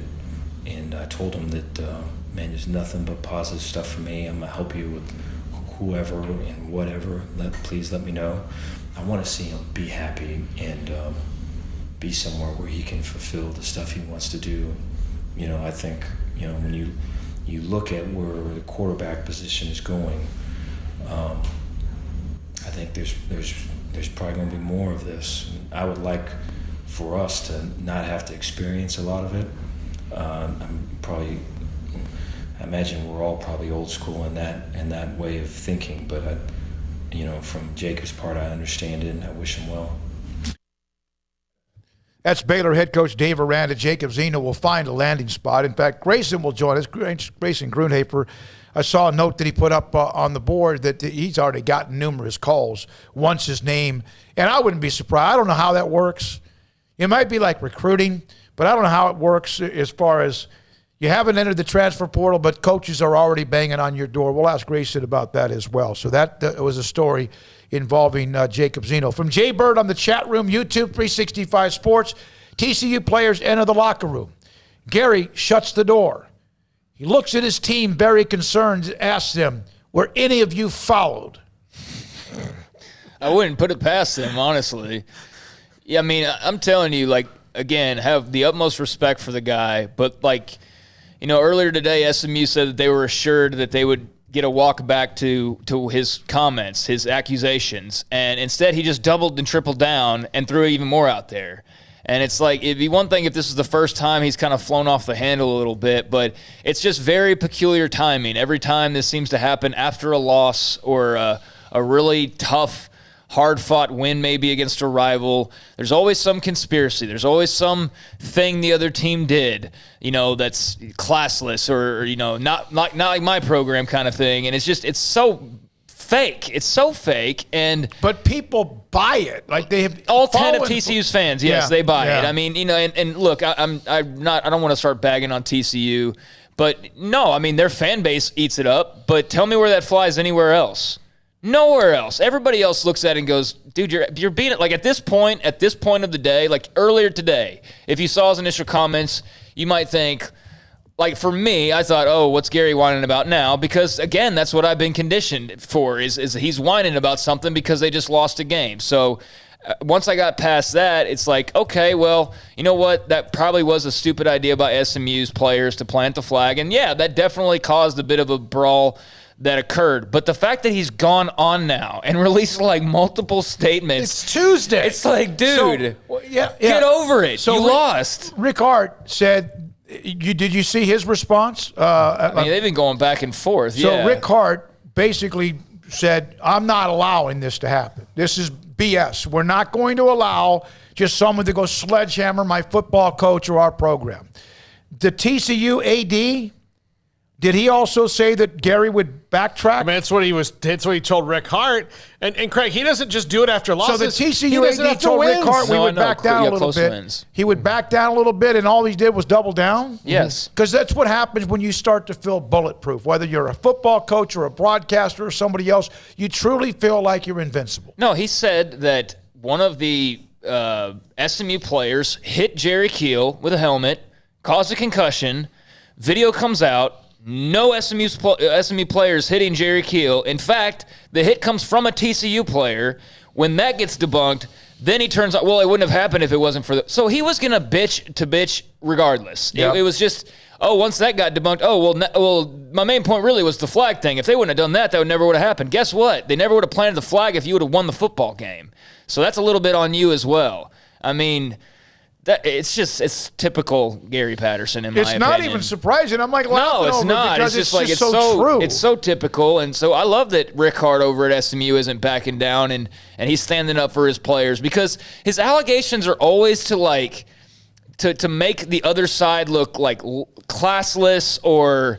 You know what I mean? It's always like a knock on the character. He loves to take character shots at other programs, and that's exactly what he's doing right here. He's attacking the character of SMU by saying, you know, they started this all, and Jerry Keel got concussed because of SMU, and blah blah blah. And like, I don't know why he feels the need to do that. If it's insecurities or if it's distractions or what, but it's just so typical at this point that all you can do is really just kind of laugh at it. He had the benefit too. A few years ago when the whole CFP thing happened. And this is kind of what can you put it over the line for me. When the CFP thing happened, Art Browse came out and made a statement. He was in the press conference. It was palpably angry that Baylor did not get in the college football playoff and made some accusations to Bob Bowlesby, with, believe me, Bob Bowlesby still feels today. And when they asked Gary Patterson the same thing, he had the benefit of 15 minutes later to where somebody said, don't say a word. Mm-hmm. And he's, I'm going to take the high road there, which if you have to say you're on the high road, you're not on the high road. That's what you have to, if you have to alert people to the high road, hey, look at me up here, and virtue signal, you're not really there. You're just saying that you are. And this is all nonsense. It's just, it's ridiculous. It's paranoid nonsense that he spouts, and it's ridiculous that he just continues to do it. Well, I mean, it is what it is, but yeah, it went from they hit Jerry Keel to no, all of a sudden it wasn't SMU or a TCU player. Yeah, well, this wouldn't have happened if you didn't plant the flag. And then they respond to that like, well, then you plan to plant the flag. Like, that's his big, like, you plan to plant. So, wrong about the player hitting his coach. In fact, it was his player. To a point on the fact that the flag planting led to some of this, but then lies again by saying that they planned it and tell me I'm wrong. Well, Rick Hart's like, well, we have an ESPN Plus series. They're documenting everything. So, yeah, there were cameras around. I mean, it's just, it's Gary Patterson. So, I'm not surprised. Rick Hart again said that he was assured that Gary Patterson would walk back his allegations that an SMU player hit TCU coach Jerry Keel with a helmet. Instead, he doubled down. Joseph Hoyt, Dallas Morning News, is writing this story. And I wish I could read most of it, but sometimes these firewalls, these paywalls eventually nuke it. This is from the 214 on the story. Watching the video of SMU and TCU, Keel's head never hit the ground. Concussion would have been very suspect. That doesn't mean he's epileptic, though. So he's an older guy. He's been through a lot. But, yeah, as far as that's concerned. And then also from Shooter, isn't this the same coach, Gary Patterson, who had such a problem with Ahmad Dixon? Dixon destroyed a wide receiver over the middle. He was ejected. He went to the sideline. He did not leave the sideline probably quickly enough. He was seen smiling as he was leaving the sideline. Baylor beat TCU at Amon Carter with an interception in the end zone. And then in the postgame, Gary Patterson focused in on Ahmad Dixon being classless, etc. And, of course, that was part of the firing back and forth between the two programs as well. It's like after the Texas Tech game when Baylor beat Tech and there was the butt fumble. That was the only play that happened when they beat Texas Tech in Waco 2 years ago. Well, I mean, we could spend all day on Gary Patterson, but another one of his comments that was very interesting was regarding the song usage. You mentioned the part about the copyrights, and if I had time, I'd go, copyright because SMU used his song in a hype video.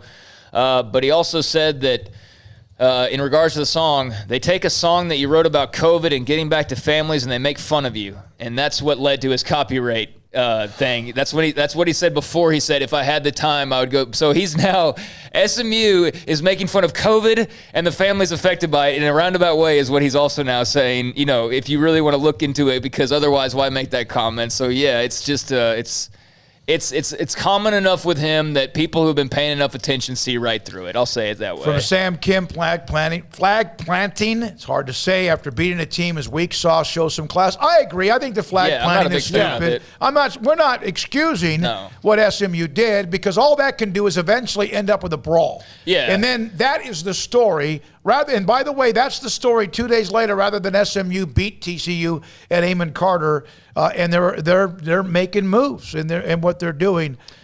This is from. I thought it was unique when Baker Mayfield did it, because it was like, man, what balls on that guy? Like, what in the world? Like, only Baker Mayfield, right, would go to Columbus and plant the flag in the middle.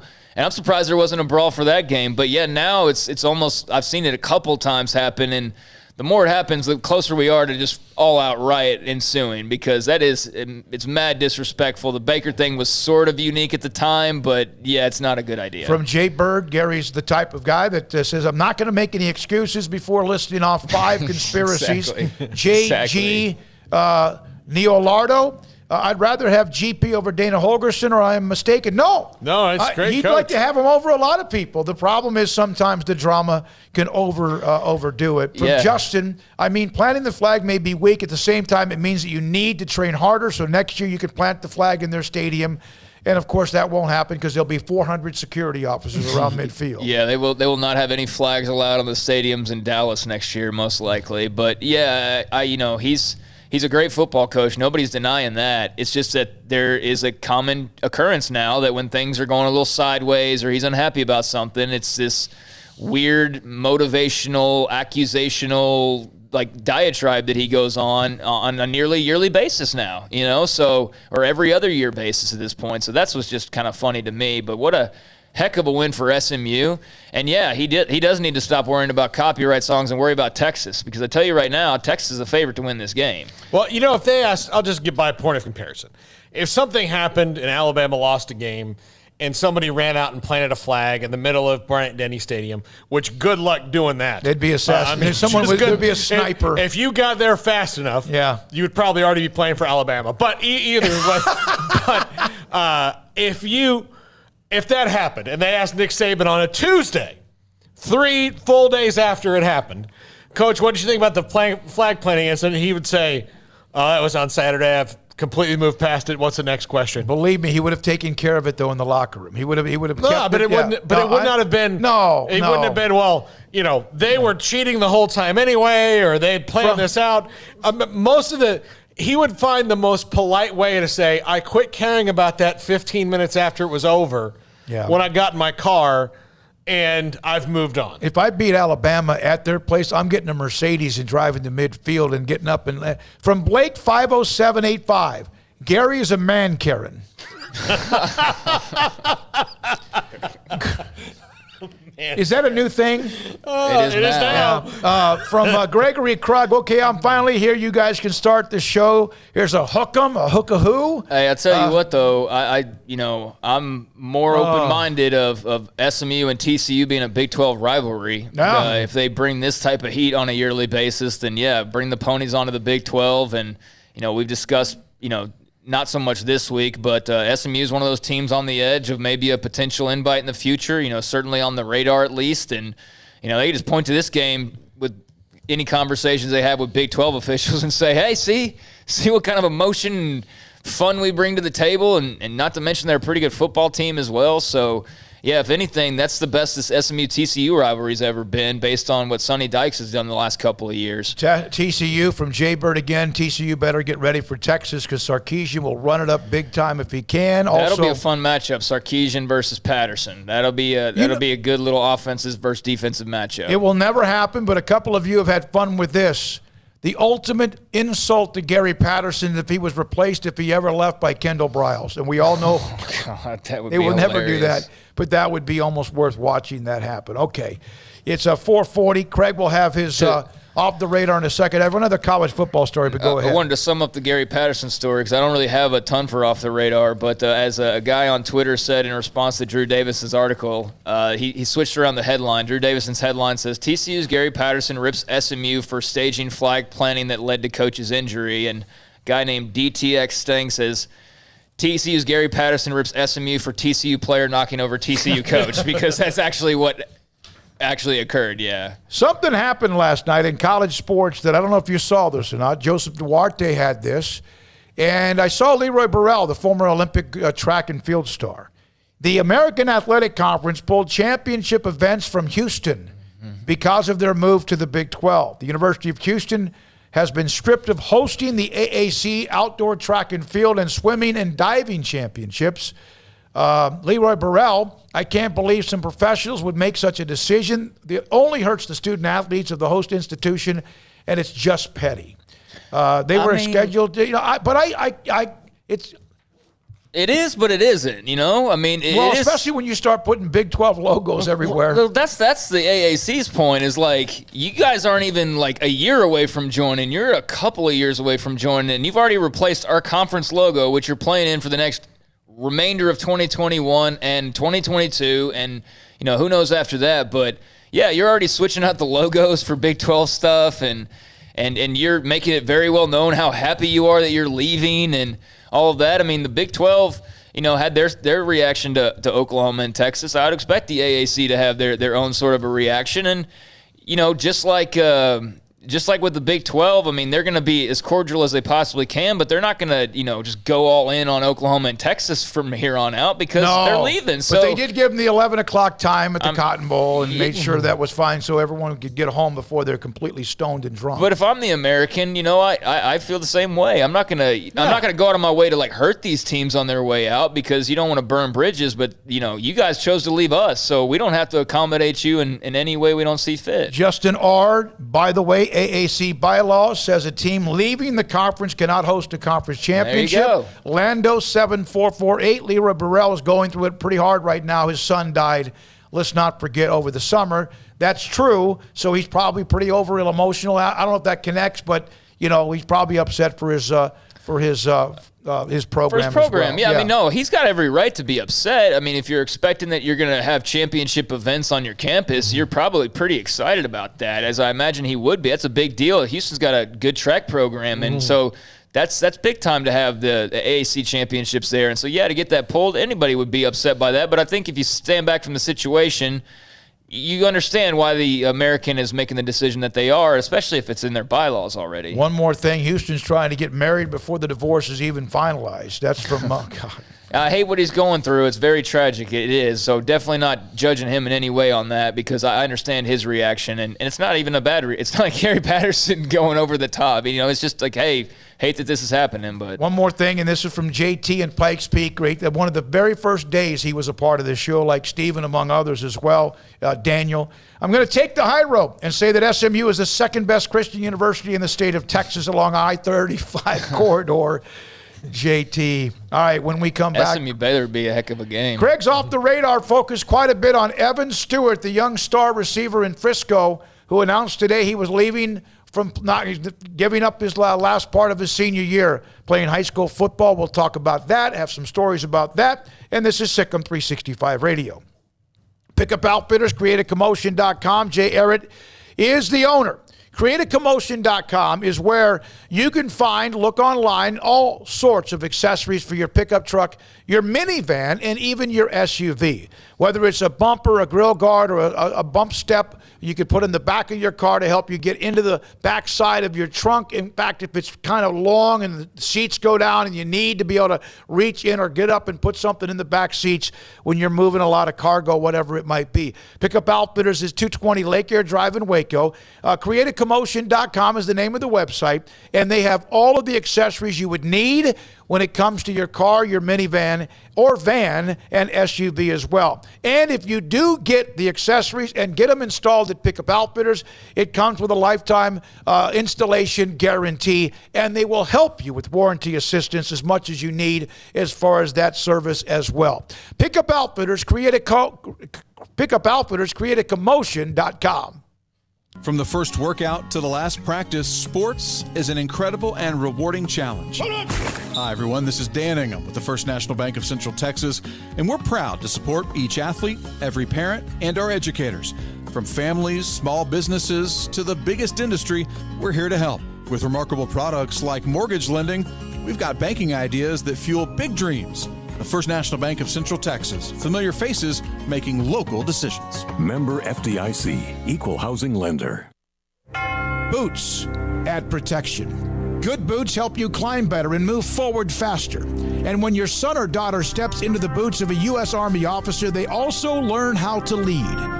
In these boots, they'll gain more confidence with expert training in one of more than 150 occupational specialties. In these boots, they'll stand a little taller and lead a team with diverse backgrounds and areas of expertise to successfully accomplish whatever challenge comes next. In these boots, they'll earn respect with valuable experience from day one that will give them solid footing for success into the future. Highly qualified candidates who earn a spot on our team can receive comprehensive health care coverage, college tuition assistance, and a bonus of up to $40,000. See all the things your son or daughter can achieve in our boots at GoArmy.com. U.S. Army Waco Recruiting Company, 254-598-8131 or 254-776-1543.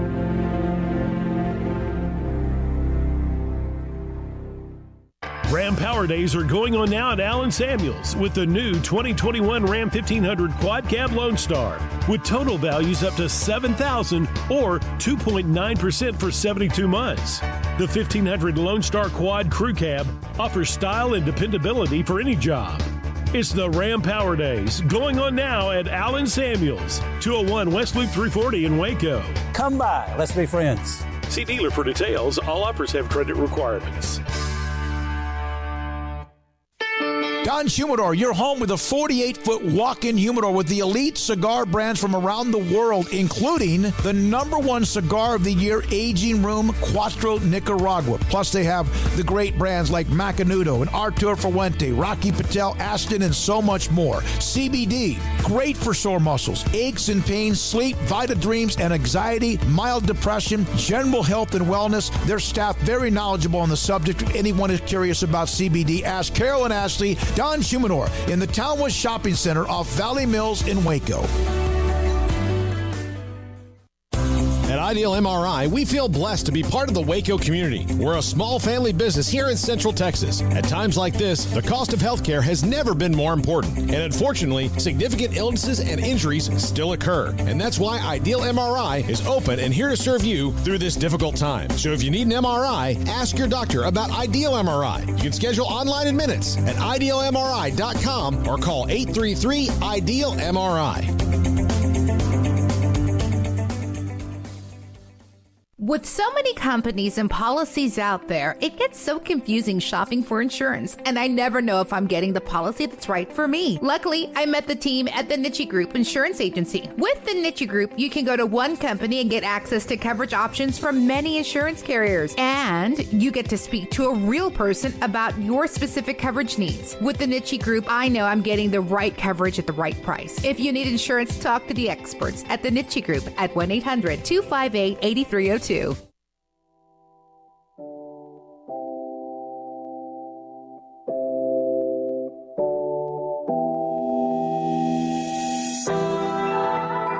Welcome back to Sikkim 365 Radio. It's time for Craig Smoak's Off the Radar. Brought to you by Pickup Outfitters. Since 1997, we've been outfitting trucks, SUVs, and vans at 220 Lake Air Drive or createacommotion.com. All right, welcome back into Sikkim 365 Radio. Time for a little Off the Radar. And taking a look at some stories that we might not otherwise get to, or expounding upon some stories that maybe we've already talked about a little bit. Not nearly as much in the grab bag as I would normally have. We've covered a lot of ground on the show today. But did you watch Monday Night Football last night? Obviously, yes, because it was Cowboys and Eagles, and the Cowboys thoroughly dominated that game. But which broadcast did you watch? I watched mostly the Manning cast. I would say, I didn't watch the entire end of the game because it was over so quickly. I say 95% of it. The only thing I did was I would flip over to the regular cast when something would happen, so I would get an explanation, because sometimes they're talking to Nick Saban or somebody, and something's going on, and I'm like, okay, well, I want to see what's going on. There's starting to be a little feedback that maybe they're interviewing too many people. But I like how Peyton says on the show, here's the feedback. We talk too much to the guest, or I don't do this, I'm not prepared. He raised his arm at a pit stain, and Eli just wore him out for it. I mean, it's fun. No, they make fun of each other, and they make fun of themselves, and I love it. And then they had Archie on the couch with Eli, and someone put in, I honestly believe that Eli still lives at home with his parents. Yeah, well, I have not seen the final ratings numbers. I did see them. Oh, you did? Okay. Yeah, they're up. They were like 1.8 million last week. I think like 1.89 million. The game itself, the televised game, is like 13 million. But it did eat into part of the numbers just a little bit. But they have the next 2 weeks off. Yeah, I was going to say that. I'm sorry. Yeah, they're now taking a break, the Manning brothers. They will not be on the air for the next couple of weeks, as this was scheduled, but they'll have a 3-week hiatus. They'll return during Week 7. That was an announcement that they made last night. That will be the Seahawks and the New Orleans Saints. So that will be the game that the Manning brothers return for. In their deal, it was 10 games that they were going to work during 2021. So they've already had 3 of those, and then the 4th one will be when they return here in a couple of weeks, or in a few weeks, and then 3 weeks, excuse me. That will be game number 4, and then we'll see how they kind of divvy them up from there. But they did double from week 1 to week 2 their ratings. I didn't see the final rating for last night's version. I kept looking for it and could not find it. But yeah, I mean, the NFL as a whole, just the regular broadcast, very healthy. They're pouring in big numbers, and a slight uptick. From Sports TV ratings, this was in Richard Deitch's article, Manning's week 1, 800,000. 5% of the total audience. Week 2, 1.856 million, 13.5%. Week 3, 1.89 million, which is actually less in a percentage because the Cowboys had a larger audience, but it's growing. I mean, I didn't even know they existed until somebody threw something up on Twitter in the middle of game 1.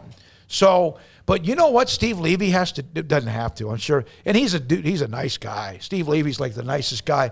He says, if you want to listen or watch the Manning cast, turn it to ESPN2. He knows when he does that. People are... And that says quite a bit about being a teammate right well, there. And look, ESPN's going to continue to do stuff like this because they're spending so much money on these things. They need to maximize it and do different things. They've done the coaches thing.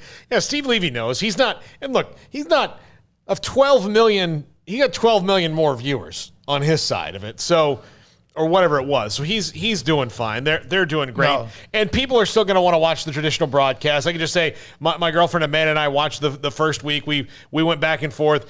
I like the Manning cast because I don't necessarily need or have to have the commentary in the background because I can watch a game. It's like the three of us watching in the press box. I'm used to that. I don't know if Amanda's the same way, but she prefers the other way. She thought they talked a little too much, but I enjoyed it. I watched most of the Manning cast last night. So yeah, my only critique is that it can be a little guesty, a little bit too much. The pull is the brothers, and sometimes who the guests are that they have on. And one of those guests they had on last night was LeBron James. Mm-hmm.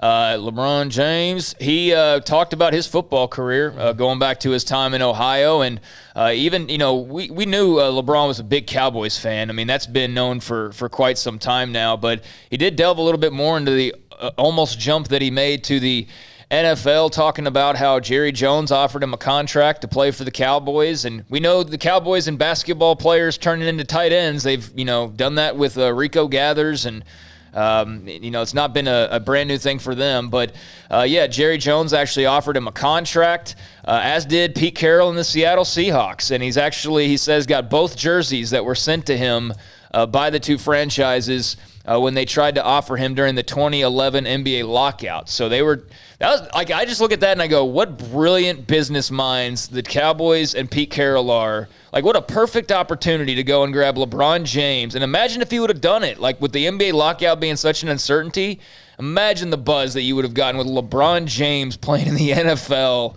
And who knows, maybe he would have been pretty good. Maybe it would have worked for him. I don't know, but he runs fast. Yeah.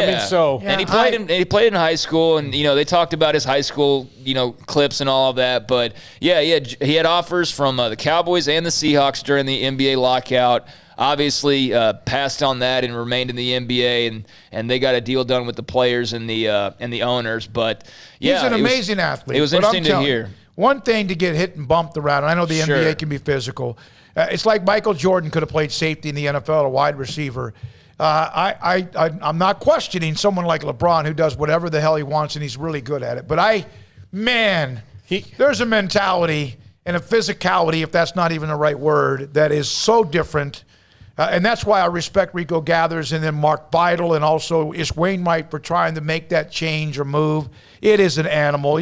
I'm just telling you. He said he would have been a red zone specialist like Gronk. Okay. And then Peyton said, I just know what play we would have been running. He's like, I would have thrown it up to you. And he said, and if you had ever gotten out jumped, I would have been all right. But like that's weird. He said, we would have scored 75 touchdowns. Yep. Oh, yeah. LeBron also got some digs in on his high school quarterback. He's in there talking to two Super Bowl winning NFL guys. I think he would have had just a slightly better opportunity as a football player getting passes thrown from Peyton or Eli versus his old buddy in high school. Smith in high school in Cleveland. Yeah, Jamie Jones or whoever the guy was. But yeah, they had various guests. Matthew Stafford was on there as well. So just curious, but they are going to be taking a little bit of a break on the Manning cast. Baseball season is down to its final last leg of the regular season.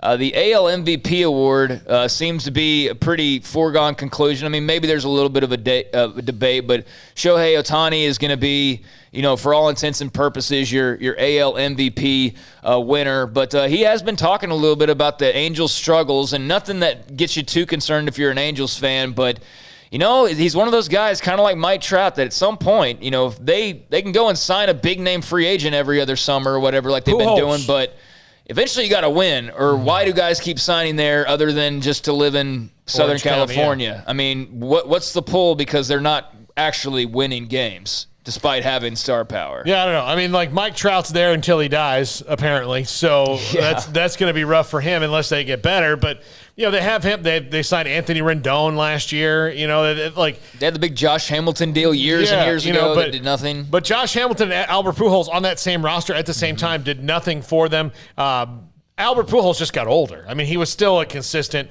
good player, but eventually he just got older. And Josh Hamilton hit the wall. I mean, that was it. That was it for him. His career was on the downside. Love to know how much dead money, and I mean that. Like in the NFL, you have players and then they're gone, they're traded, they get injured, whatever. You don't have dead money in baseball because they're going to get how much dead money, though, based on production that they've spent? Hundreds of millions? The Angels? Yeah, I would think so. They're not the only ones. No. Not the only ones. So baseball's winding down. There's a lot still to be determined, like who's going to lead the statistical categories when all's said and done, who will be your home run champion, who will be your this and your that, who will win, the pitching title and all of that. But good race brewing in the NL West, Giants and Dodgers battling for that one. Yeah. The Dodgers are going to have to win one game to get to the next round of the playoffs. They're going to have to beat a red-hot St. Louis, correct? St. Louis, about as red-hot, Paul, as you can find in a baseball team at this point. They're on fire. Jack reminds me every single day, Jack, our resident Cardinals fan, that they've won 16 games in a row. They keep getting the NL Player of the Week every week. And Dodgers-Cardinals are one-game playoff. Woo! I mean, that's two great traditions as well. That could knock out the defending World Series champs. Right off the top, yeah. And I would assume, if I'm the Dodgers right now, I am doing everything I can to make sure that Max Scherzer pitches in that one-game playoff. That's the guy I want because Max is mad at planet Earth, kind of like me. So I get it. Yeah, we got a text about you. Yeah, I don't care. Well, I know, but we got to talk about it. You and I need to have a therapy session. I don't care. Well, I know you don't, but I do. One team that's going to be standing in the way of both of those teams as we come here down the stretch is the Padres, not because they're in contention, but because you got to play them. And I just found it an amazing stat that Sporting News had of where at one point in time the San Diego Padres were 17 games above 500, and they are now 78 and 78. I mean, you talk about flaming out. They put a lot of money into their deal too. Yes, they did. Yeah, and A.J. Preller's pretty much fired everybody up and down the line or reassign them or whatever. And I thought that NL West was going to be a 3-team race all year long. It's 2. Yeah. Meanwhile, AL East, AL wildcard race, also a big topic. You've got Go Baltimore. You got the battle for second and third place. I mean, the Rays have a commanding lead at this point in time in the AL East. They've clinched the division. They're the champs, which, man, Tampa just – it really is amazing that they're as consistently good as they are. It's dumb. Yeah, it really is. No, it's also kind of dumb given the lack of support, but amazing. It is amazing. So meanwhile, you got the Yankees just slightly above the Red Sox. And, obviously those two teams just saw each other recently. Did not go well for the Boston Red Sox. But the good Blue news Jays is, are lingering as well. So there's a tight little race going on. The good news for the Red Sox is they played the Orioles for the last 3 games of the season, and the Yankees and Jays play each other, hopefully to tear each other apart so badly that when the one-game playoff hits, they limp and they're wounded. I'm not that optimistic. In spite of 4 World Series in the last 15 years, I am still paranoid, and the little, old Curse of the Bambino Red Sox fan lives in me, so I have no optimism. I was thinking about they in New York, one of the two wouldn't make it, and they've vaulted right past Toronto, and Toronto's won 87 games, 88, 89. So that's a hell of a race. That's fun, man. That's really cool. And here's Seattle. Can they get it? Can they get in it? 87 and 70. They would be ahead of Toronto. They'd have to, some weird stuff would all have to happen. Yeah. Yankees and Toronto playing each other isn't good for Seattle. Mm-hmm. Yeah. All right. So that means just a little fun happening in baseball as we get towards the end. I haven't paid attention much this year, as much as I normally would, because the team I root for stinks. So that's been a bit of a bummer. But did y'all see the bizarre story of the Ohio State linebacker who's no longer with the team? Okay, it's been a couple of days, but Kayvon Pope was dismissed from the team after blowing up on the sideline Saturday. I just wasn't sure because we hadn't mentioned it. That was bizarre. Yeah, and no surprise that they were like, you're no longer welcome And here. guess what? His phone's blowing up. People want him to come play because he's very talented, although he looks like he could he's very fragile. Yes, so that was just kind of a weird deal that is definitely not commonplace in college football, as he just up and quit in the middle of a game. Final note, John Jones told you about he's in trouble a few days ago that he had gotten he's just been a constant run-in with the law, quite frankly. But just as it appears that maybe he's, straightening up and he's going to, be fighting for titles and, not keep shooting himself in the foot, he gets in trouble the other night. And not just any other night, but the night where he was inducted into the UFC Hall of Fame. He gets arrested just hours later, and the arrest report is out, and it's not looking good for UFC star John Jones. Arrested in Vegas on Friday, charged with battery, domestic violence, and injuring and tampering with a vehicle. That was all known, but the LVPD released the police report, said he's accused of grabbing a woman's hair, headbutting a cop car, and telling police he wanted to take them all on. He was out with friends until around 11:30. He returned to the hotel where the woman had stayed behind, returned to the room, got angry with her. She told officers that he had grabbed her hair in the back of her head because she was trying to leave, and so on and so forth. Police were called after she went down to the security desk to get a key for the room, and a guard saw blood on her, and she started tearing up and said she was afraid to go back to the room. And one of the woman's children reportedly asked the guard to call police. They observed blood around her lip, chin, and shirt, and she said she was unaware of what happened, but things got a little physical, and she was scared to even talk about John Jones. And he'll get to fight again. I don't know. I don't know how at this point. I mean, he's had so many run-ins. He's denied it, and all this and that. But the night you got inducted to the UFC Hall of Fame and all the incidents that you've had, I mean, John Jones he's one of those guys you just cannot get right. So we'll see what happens there, but maybe one too many run-ins for the UFC. We'll see, though. You all that are a part of, boy, did that sound like I was from Texas? Yeah. You all of you. Boy, I went straight into that, you all. All of you on the chat room, and some of you who have actually given us a couple of new pieces of information on Evan Stewart.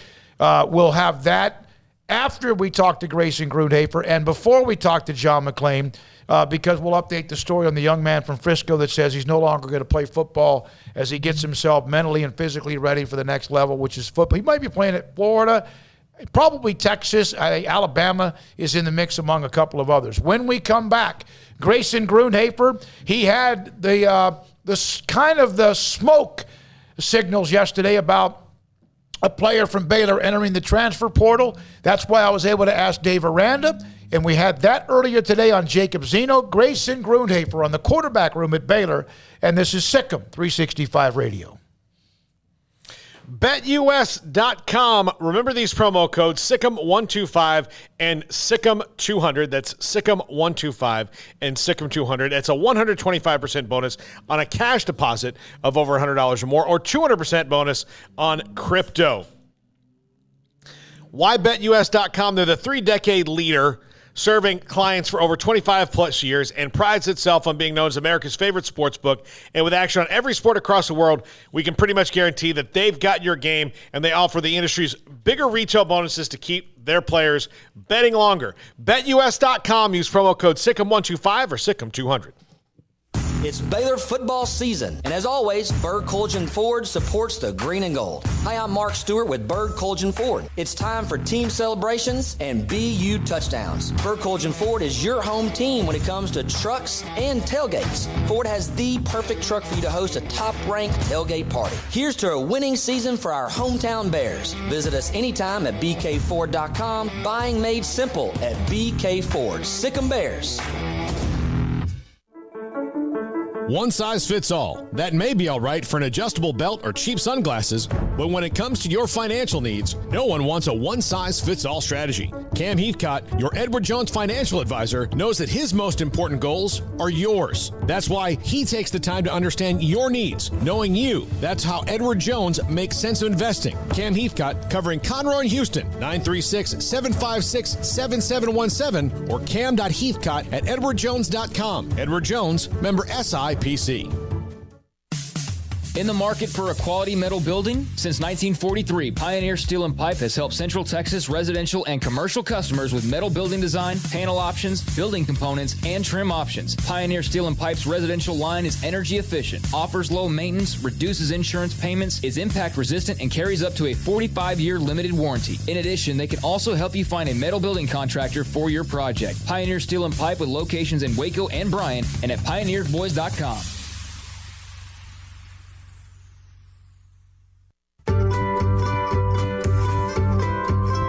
You want to know why Stonewood Dental is so successful? Listen to what happy customers have to say. It's pleasant. It's different than any other dentist's office. I really feel like they care. And it's not that you're here for 2 hours waiting on someone to take care of you. It's quick and easy, and I bring my kids, and my kids love being here too. They really love the treasure box. Staff is really nice and accommodating, real friendly. You feel more like home. It's not sterile looking. Everybody has their own personalized rooms with decorations and decor, and they'll even have a blanket for you when it's cold.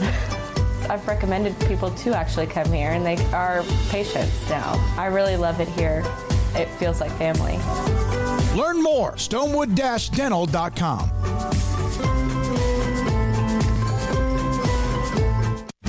Shorty's Pizza Shack at 12th and Bagby is a homegrown, family-owned and operated must-visit pizza place in Waco. Fantastic pizza by the slice or get the whole pie to share. Great happy hour specials every single day, and it's not just pizza. Great wings. You have to try the Sikkim sauce, chili cheese fries, pizza pillows, and more. Dine in for a great hangout or carry-out. Order online at shortyspizzashack.com or do yourself a favor and bring your crew to the restaurant at 12th and Bagby. Shorty's Pizza Shack. Tell them Paul sent you by.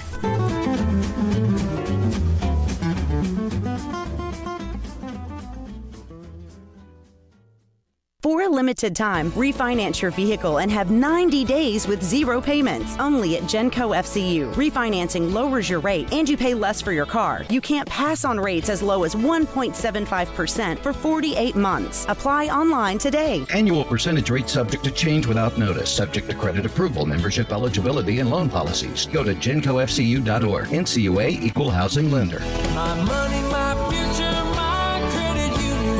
Genco. Welcome back to Sikkim 365 Radio. Bohannon skating. He's got a wide open tight end. Ben Sims waltzes in. The 5 o'clock hour is sponsored by Edward Jones Investments with financial advisor Ben Erlinson, who'll navigate you through today's financial climate. Edward Jones, making sense of investing. Now, here's David Smoak, Paul Catalina, and Craig Smoak.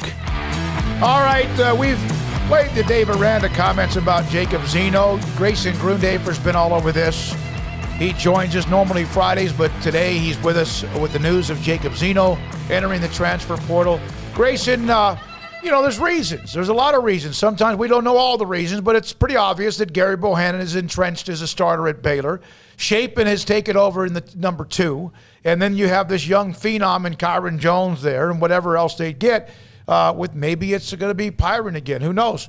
But did you have a chance to kind of get a feel for the reason other than the obvious of where the depth chart is?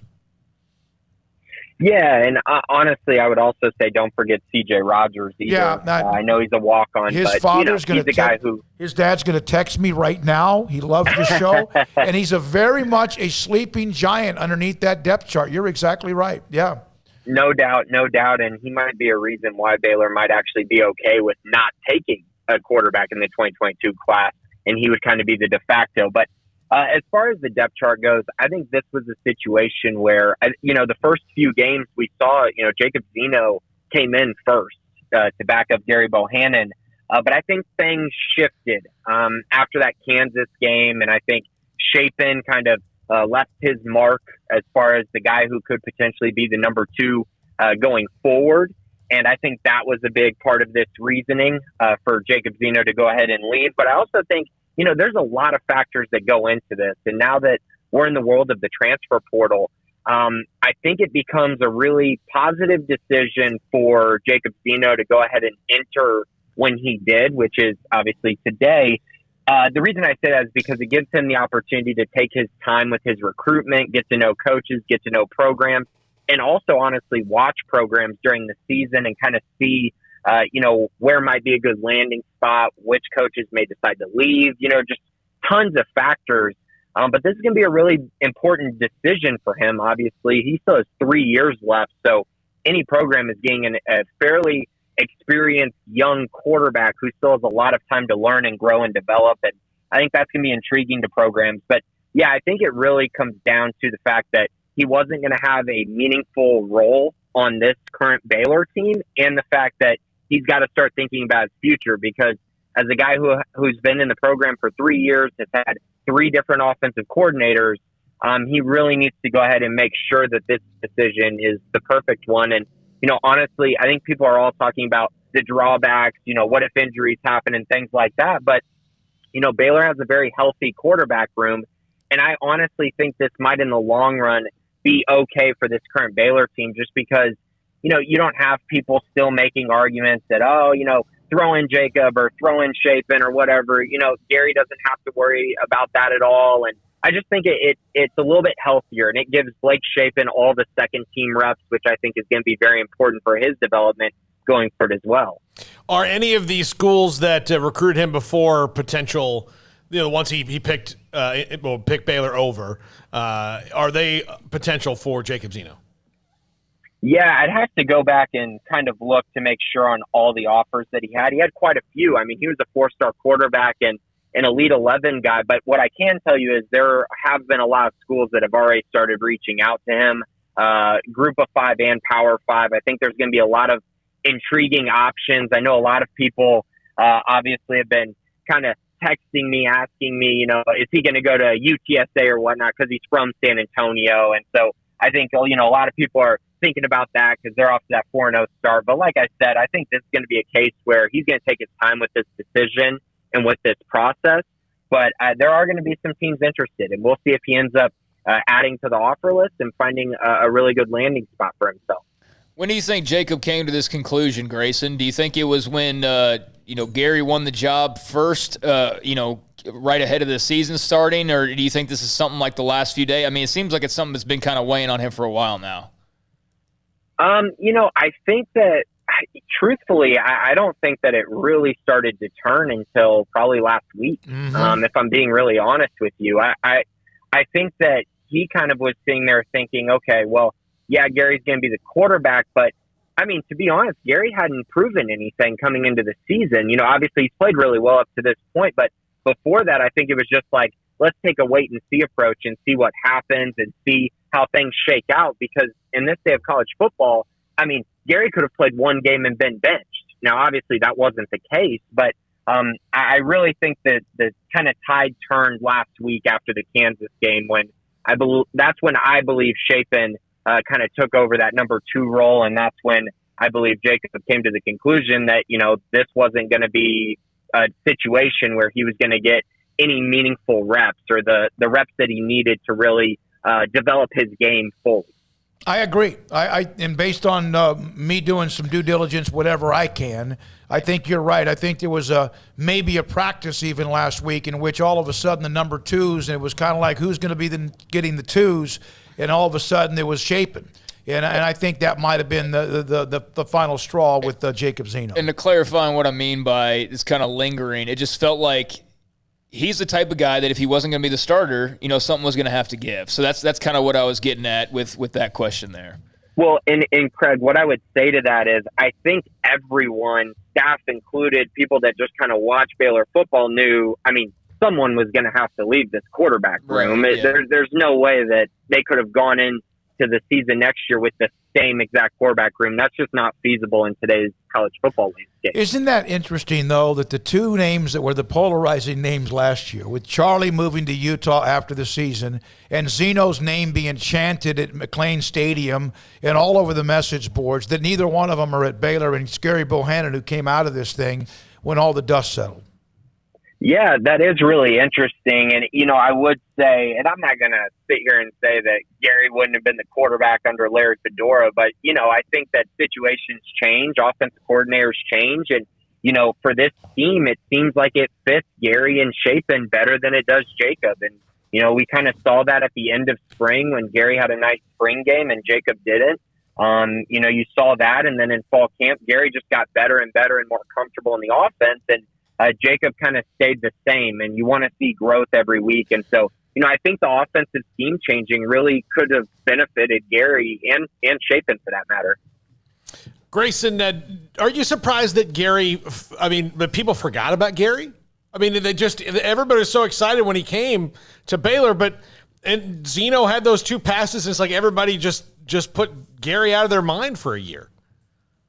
See, I think it honestly happened more so at the end of last year. I know the Oklahoma game was one of those things where you go, oh, man, look at Jacob Zeno flashing. But I truly think it was the end of last year when Jacob took over the number 2 job and was getting all the number 2 reps. Obviously, there was extenuating circumstances going on with Gary, but Jacob became the number 2. And so everyone was like, oh, man, he's, risen up the depth chart and all of these things. But again, like I mentioned, you change OCs and you go through spring camp. And I remember in spring camp, I think the buzz early was honestly, and this wasn't just from, media or from fans. I truly do think that Jacob Zeno had a little bit of a lead during spring camp until the spring game happened. And then I think that's when Gary really showed, okay, man, look at what we got with Gary. The lights came on. He really played well. He's starting to turn a corner a little bit. And then fall camp happened and Gary really, like I said, continue to progress. And yeah, you're right. I think people kind of forgot about him for whatever reason. And I also think, you like what you haven't necessarily seen, if that makes sense. Like you saw Jacob throw those balls against Oklahoma and you go, oh man, imagine what could happen if he got more opportunities. But you never really got to see that with Gary in those moments, which is unfortunate that people forget what he did against UTSA. And, he had a nice throw in the Oklahoma game as well. It just wasn't as good of a performance. He had an injury as well, which didn't help. But, yeah, it's an interesting factor. And at the end of the day, Baylor has a really good quarterback room, and it just seems like, this is going to be a common thing. And based on what Dave Aranda said to you, Smokey, it just seems like this is just going to be one of those situations where quarterback rooms are going to change all around the country pretty much every year, and that's just what it is. Yeah, Grayson, thank you. So you have Bohannon at the top, Chapin 2. Obviously, Kyron Drones is there. You mentioned Rogers from Argyle, and then there's Bass, who's there on the depth chart as well. And then whoever they bring in, if they do with this class, based on the fact that they lost Pyron, and it looks like he's not going to be a part of the 2022 class based on some things you've written today as well. Great stuff. Thank you, Grayson, for being a part of it. The Bearcast, that goes up tonight. Is that right? Is it already out? It's already out. Yeah. It is out with both Grayson and Craig every Tuesday afternoon. It's up on the site. Thanks, buddy. Appreciate it. Grayson Grunhay for SicEm365.com. Yeah, it is what it is, Good luck to Jacob Zeno, and shame that he could never, make the mark that you thought he might be able to make after that brief appearance against Oklahoma and those couple throws. But you know what? Credit to Gary Bohannon for winning the job outright and for performing the way that he has up until this point. That second half last week is one the entire offense probably just wants to wipe away. But they've shown some good things, and this will be a great challenge. Gary and facing pressure is going to be just massive in this game because they're going to be bringing a lot of heat his way, and he hasn't faced a lot of heat when you really think about it. So, huge game for the O-line and for Gary Bohannon to see how they handle all of that. But, he's clearly got control of the offense and clearly is a guy that the team looks to.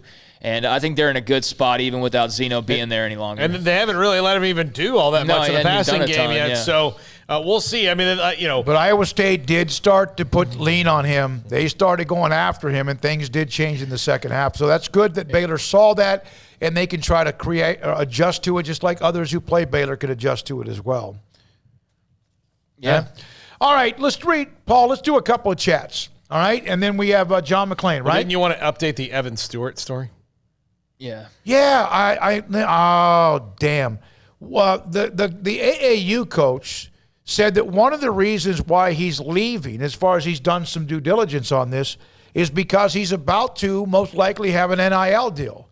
And they were concerned, based on what he was going to get, that there could be some ineligibility issues at the high school level. But there's also some things and someone's gotten into Evan Stewart's timeline and accused him of some things of why he hasn't been playing. And I'm not going to get into it.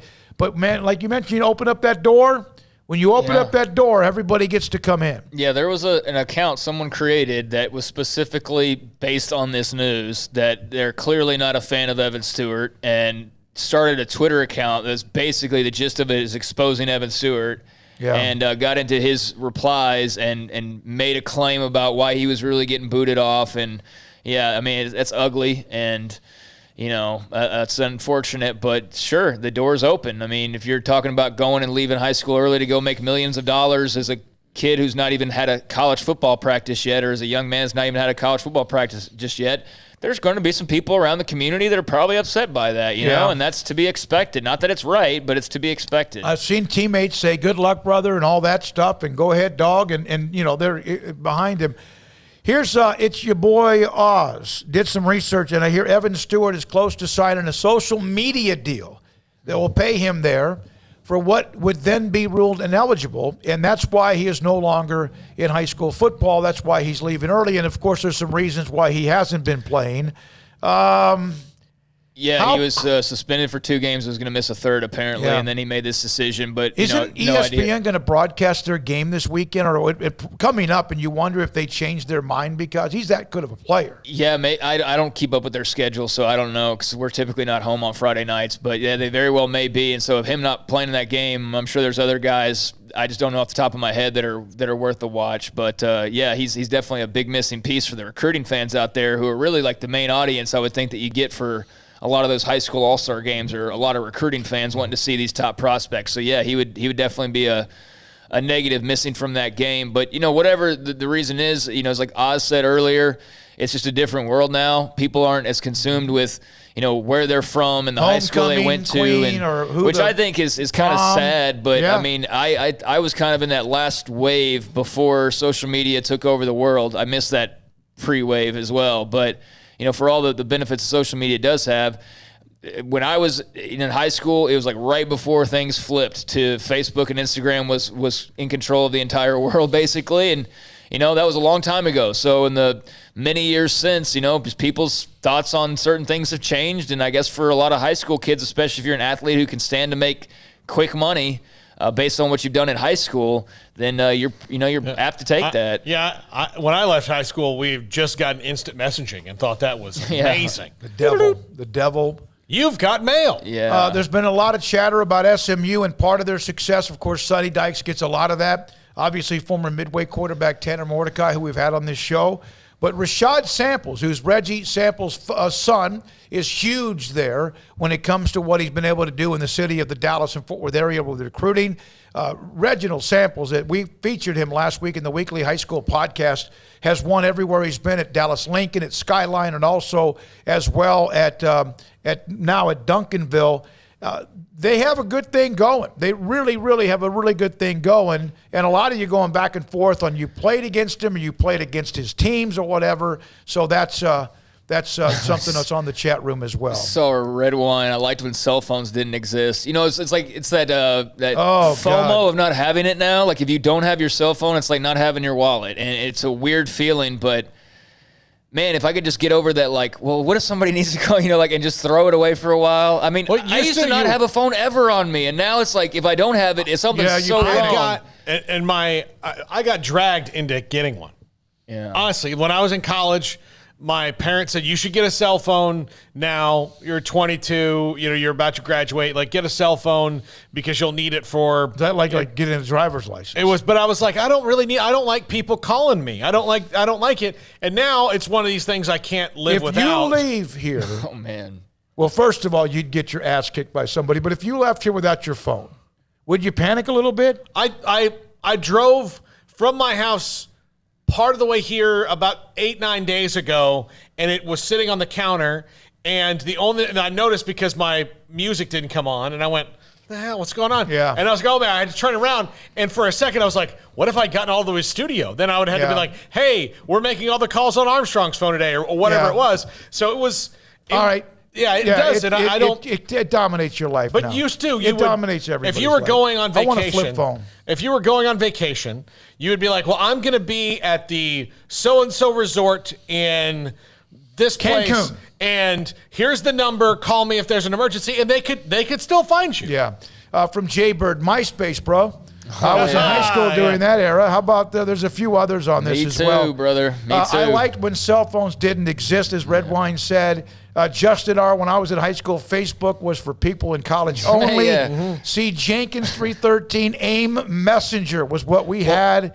That was if Facebook AIM laughed my ass off, Cash 2-pack, LOL. If Facebook was still just for colleges, none of us, like, the world would be a far better place. Probably, far better. Look, Facebook. I don't know if you guys heard about what the Wall Street Journal released the other day. Facebook's been doing some nefarious things shocking. for a decade. How about this? Mine was deleted 9 years ago. I haven't had it since. Cell phones did change a lot, but it was when 12-year-olds carry smartphones changed everything. Yes. I got my first email when I was in college in '95 from Daniel. I've told this story before. This is from somebody that covers A&M. They one morning got up. A&M was playing at Kyle Field, obviously, and he was going to go cover the game.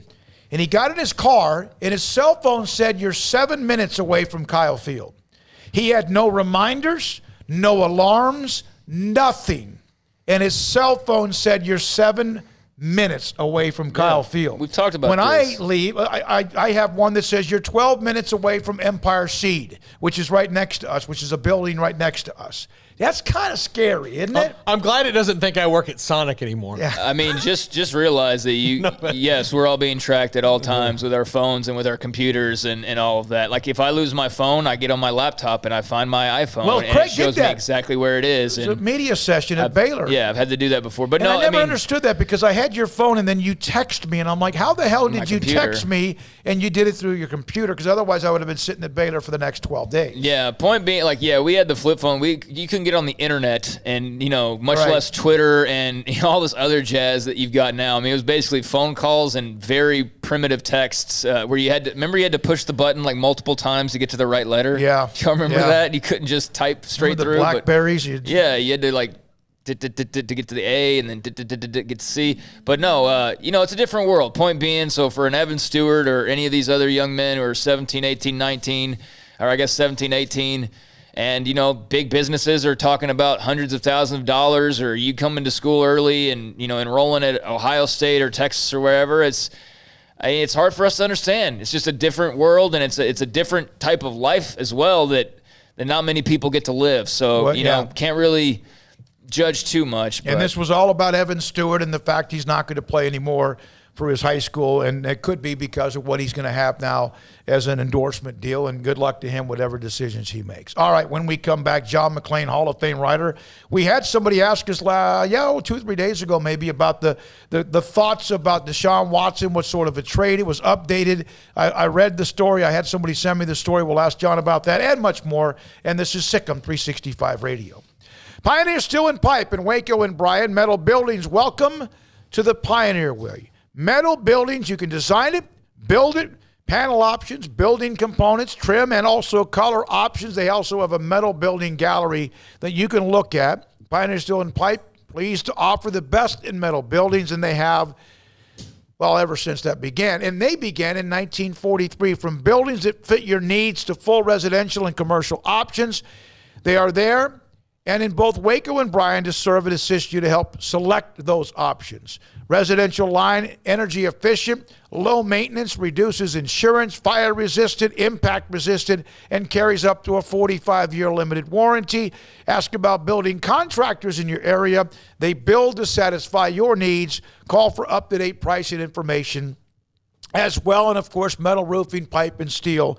Since 1943, the Pioneer Boys at pioneerboys.com. At Baylor University, students can shine in their own way.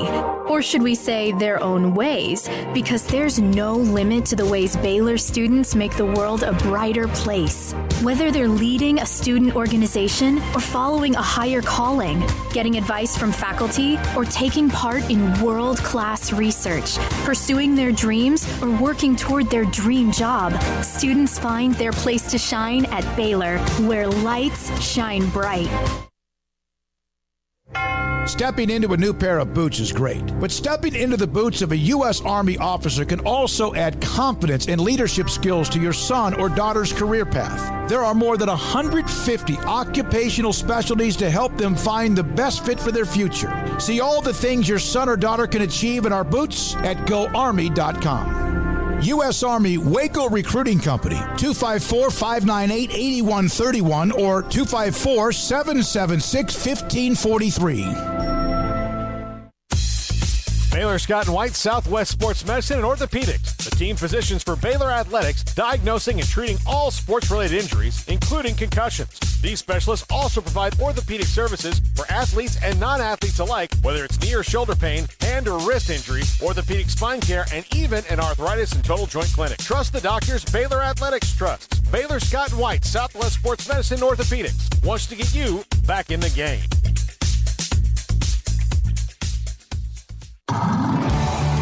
It's time to fire up the grill, heat up the oven, or get that deep fryer going to enjoy the top quality products at Waco Custom Marketplace. Order 30-pound sacks of live crawfish by 6 on Wednesday. Pick up on Friday afternoon after 2 or Saturday. Enjoy the weekend. 30-pound sacks of live crawfish available right now for $4.25 a pound. Find all the crawfish boil ingredients you need, including red beef potatoes, sausage, corn cobbettes, and Louisiana boil seasoning. Make your order for live crawfish by Wednesday at 6. Pick up on Friday after 2 or all day Saturday, and enjoy the weekend. Waco Custom Marketplace, your home for fresh baked kolache, cinnamon rolls every day. Butcher shop to cut your steaks the way you want. Fresh seafood, summer sausage, boudin, house cured and smoked bacon, spices, seasoning, soup mixes, and more, and weekly gift boxes for any occasion. Waco Custom Marketplace, 425 Lake Air Drive in Waco, or WacoCustomMarketplace.com. At Ideal MRI, we feel blessed to be a part of the Waco community. We're a small family business right here in Central Texas, and our goal is to bring down the cost of healthcare while maintaining high quality. At times like this, the cost of healthcare has never been more important, and unfortunately, significant illnesses and injuries still occur. That's why Ideal MRI is open and here to serve you through the difficult time. We offer premium MRIs just like a hospital with state-of-the-art technology and specialists, but you'll pay less. Sometimes thousands of dollars less, whether you're using insurance or not. At Ideal MRI, we accept most insurance and there are no hidden costs, even offering financing if that's needed. Everything included in the price, and you'll not get something as a surprise in the mail later on. If you need an MRI, ask your doctor about Ideal MRI. They'll know. You can schedule an appointment safely from home online in minutes at idealmri.com or give us a call, 833-IDEAL-MRI, idealmri.com. Let Camille Johnson Realtors guide you seamlessly through the process of buying your dream home or selling your current one. Commercial, farm and ranch, or residential, Camille Johnson Realtors can smoothly and successfully lead you through any transaction. With a team of 28 experienced agents who are excited about serving you, Camille Johnson Realtors services the entire greater Waco area. If you're in the market to buy or sell, contact Camille Johnson Realtors, 104 Midway Center in Woodway, or find them online at www.camillejohnson.com. Camille Johnson Realtors, elegant, charming, warm. Welcome home. Welcome back to Sikkim 365 Radio. It's time for our weekly segment with John McClain of the Houston Chronicle, brought to you by Pioneer Steel and Pipe, where customer service is their main focus, and best in metal, steel, and pipe for large or small projects, with 2 locations in Waco and Bryan. Family owned and operated since 1943. All right, John McClain, Hall of Fame writer. We'll get to quite a bit with the NFL. But, John, we had a caller. I don't know if it was Friday or Monday, and I wish I would remember, but he had said something, and I didn't believe it, but is it, I know speculation, but you and all of it, did Jay Glazer once report that Miami had offered 3 first-round picks and 3 third-round picks for Deshaun Watson. Did that ever really happen? No, it didn't happen, and I don't know that it was Jay Glazer. I've seen national media say they turned down 3 1s and 3 2s, not true. 3 1s and 3 3s, not true. They would take those trades in a heartbeat. Mm-hmm. Why would they turn down 3 1s and 3 2s if all they're asking is 3 1s and 2 2s spread over 2 years?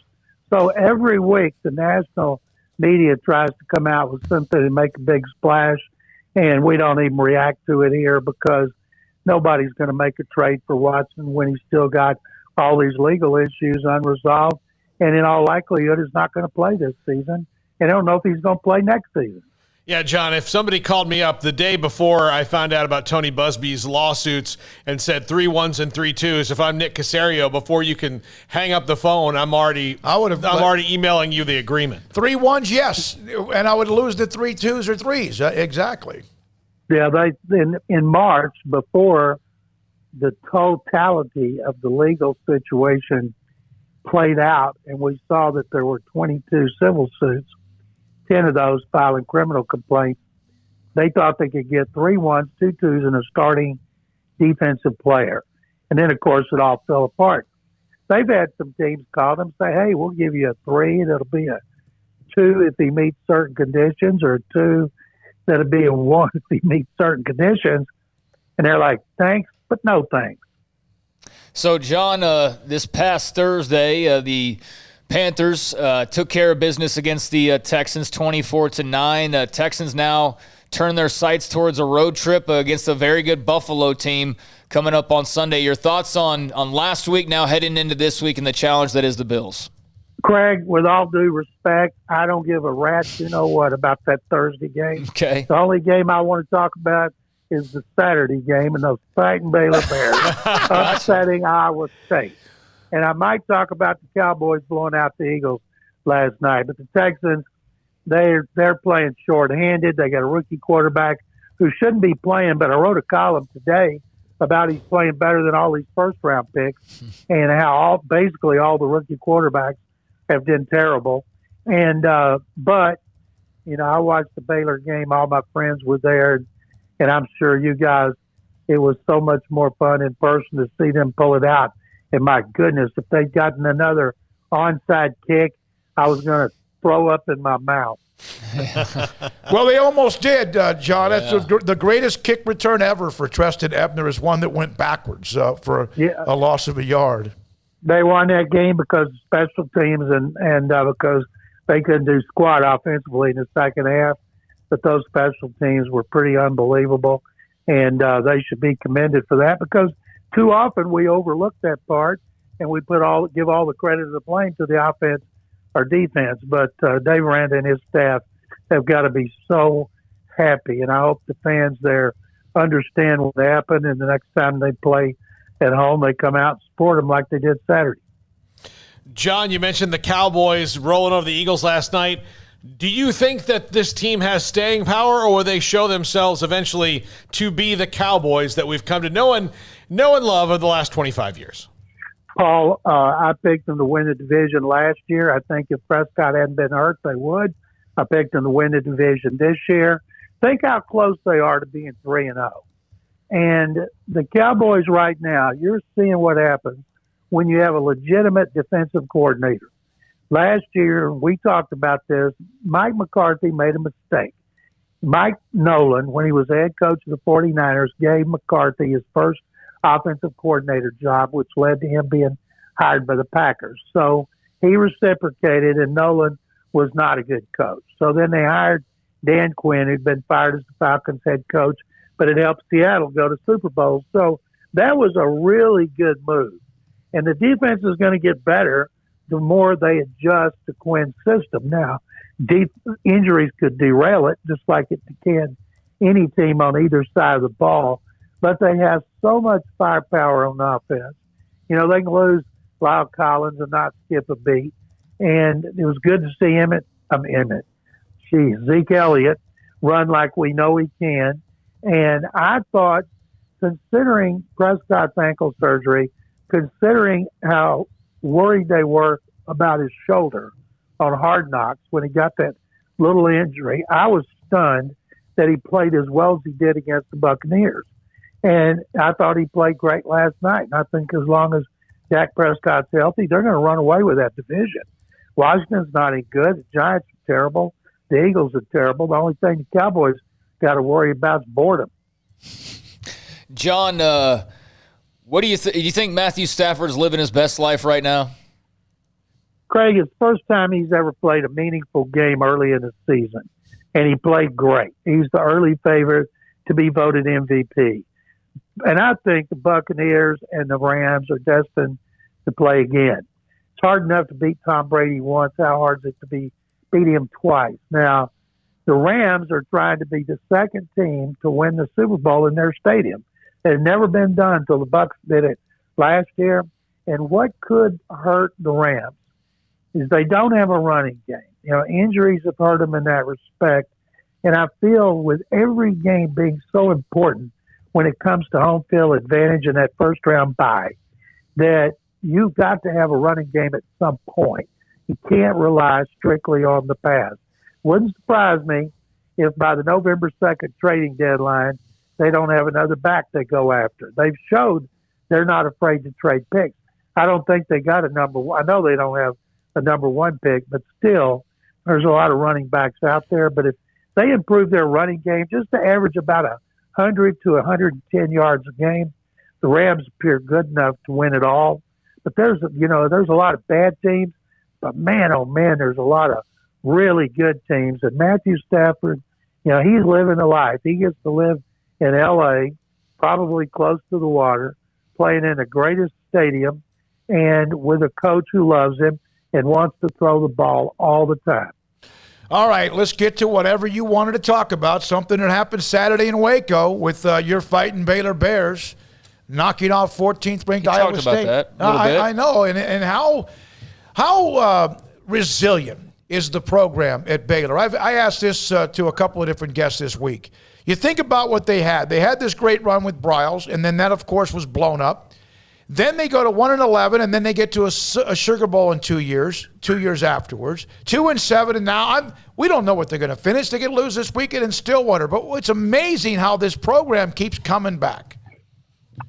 Well, first of all, I'm guessing Dave Aranda doesn't want to coach in the NFL, so he's got staying power. And Grimes coming in, working with Gary Bohannon, I thought he'd never be able to throw the ball. Him and I forgot, is it Bell who's coaching quarterback this year? Mm-hmm. They've done a terrific job with Bohannon. It's obvious watching him throw the ball. Now, they didn't do squat in the second half, but they did a great job in the first half. It's amazing how the Big 12 used to throw the ball all over the place. Now it's becoming a running conference, and I think the coaches have done a tremendous job. How often do you take a running back who goes to defense, back to running back, and your leading rusher? And the offensive line is so much better than it was last year. And the defense with 10 starters back. And then when your special teams contribute like that, it's almost a cliche when coaches say we got to be good in all three areas, but that's a fact.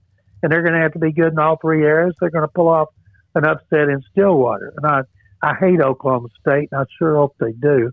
I'd rather beat Oklahoma State than Oklahoma, and I don't care how good Oklahoma is. And so they showed they got good coaching, and I like it when they get so much praise, not just on their game by the play-by-play person. Or Ryan Lee mentioned Bohannon and Brady in the same sentence at one point. And that's probably the first time in history and ever they'll be mentioned in the same sentence. But it's the improvement of him as a quarterback has been remarkable. Let me tell you something. Go ahead. Go ahead. I hate to see Zeno get the transfer portal. I don't blame him, but if I saw Bohannon playing that way, I think I would too. We had Ryan Leaf on, and what a story, of course, he is in the first place. And he's becoming a pretty good broadcaster, although, the comparison to Brady was a little bit overwhelming. But at the same time, what a great story he's been as well. I love listening to him talk because he's played it. He's been terrible, and he's had some good at times. He's overcome a lot of obstacles off the field, and I think he does a really good job as an analyst.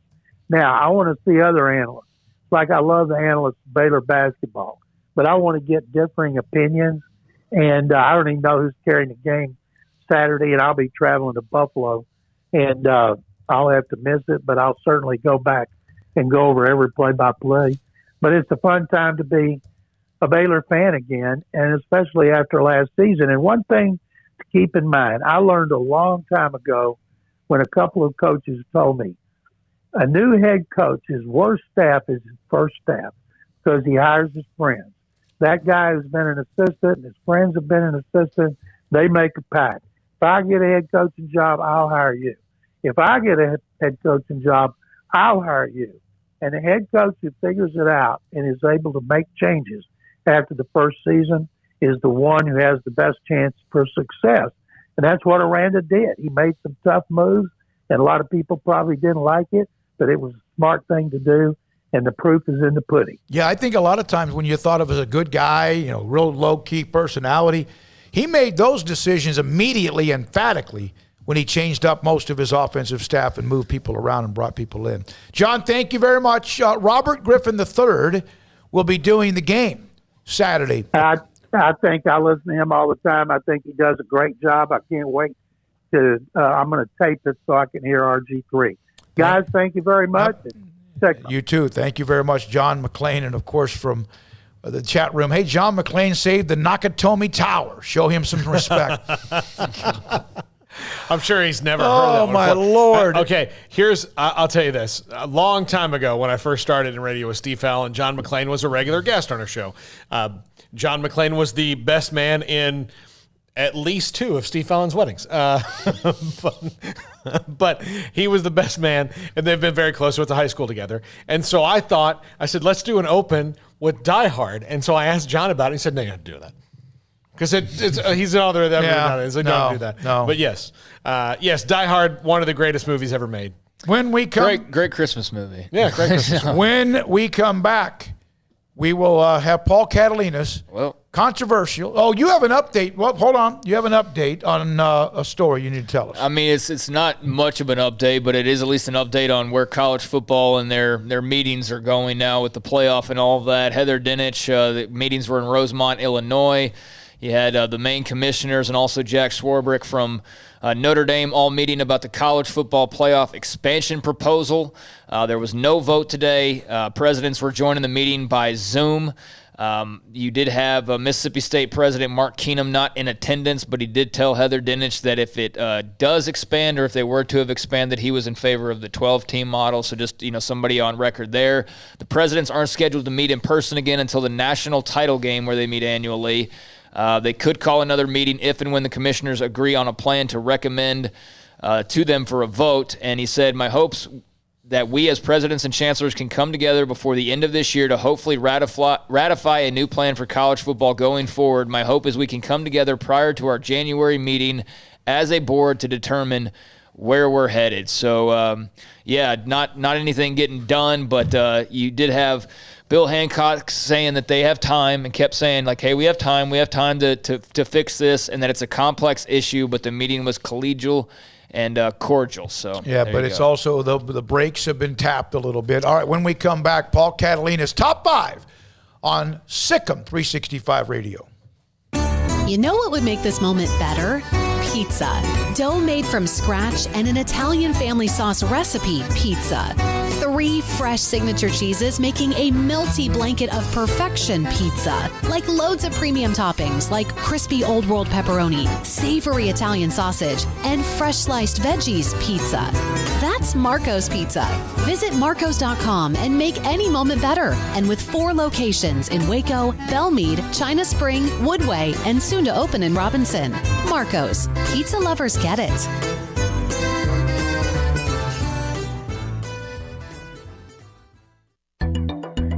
It takes time to reach goals. It's a truth that applies to more than sports. It goes for your financial goals as well. You work hard for your money, and you deserve an investment strategy that lines up with your game plan. And Tom Albers, your Edward Jones financial advisor, can help. If your financial investments aren't putting forth the effort you desire, stop by today for a financial review. Tom Albers, 4301 Lakeshore Drive, 254-776-7605. Edward Jones, member SIPC.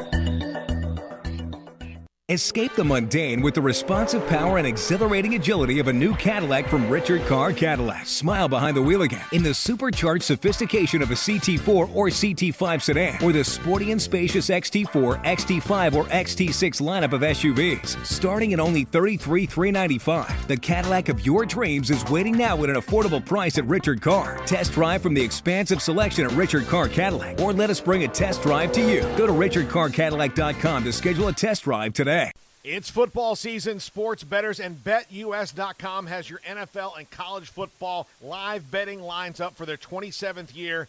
Why BetUS.com? Well, they're the 3-decade leader, and you can join now for a 125% bonus on promo code SICK'EM125 with cash, or a 200% bonus on crypto with SICK'EM200. The 3-decade leader with action on every sport across the world. We can pretty much guarantee that they've got your game at BetUS.com. Use promo code SICK'EM125 or SICK'EM200. With so many companies and policies out there, it gets so confusing shopping for insurance, and I never know if I'm getting the policy that's right for me. Luckily, I met the team at the Niche Group Insurance Agency. With the Niche Group, you can go to one company and get access to coverage options from many insurance carriers, and you get to speak to a real person about your specific coverage needs. With the Niche Group, I know I'm getting the right coverage at the right price. If you need insurance, talk to the experts at the Niche Group at 1-800-258-8302.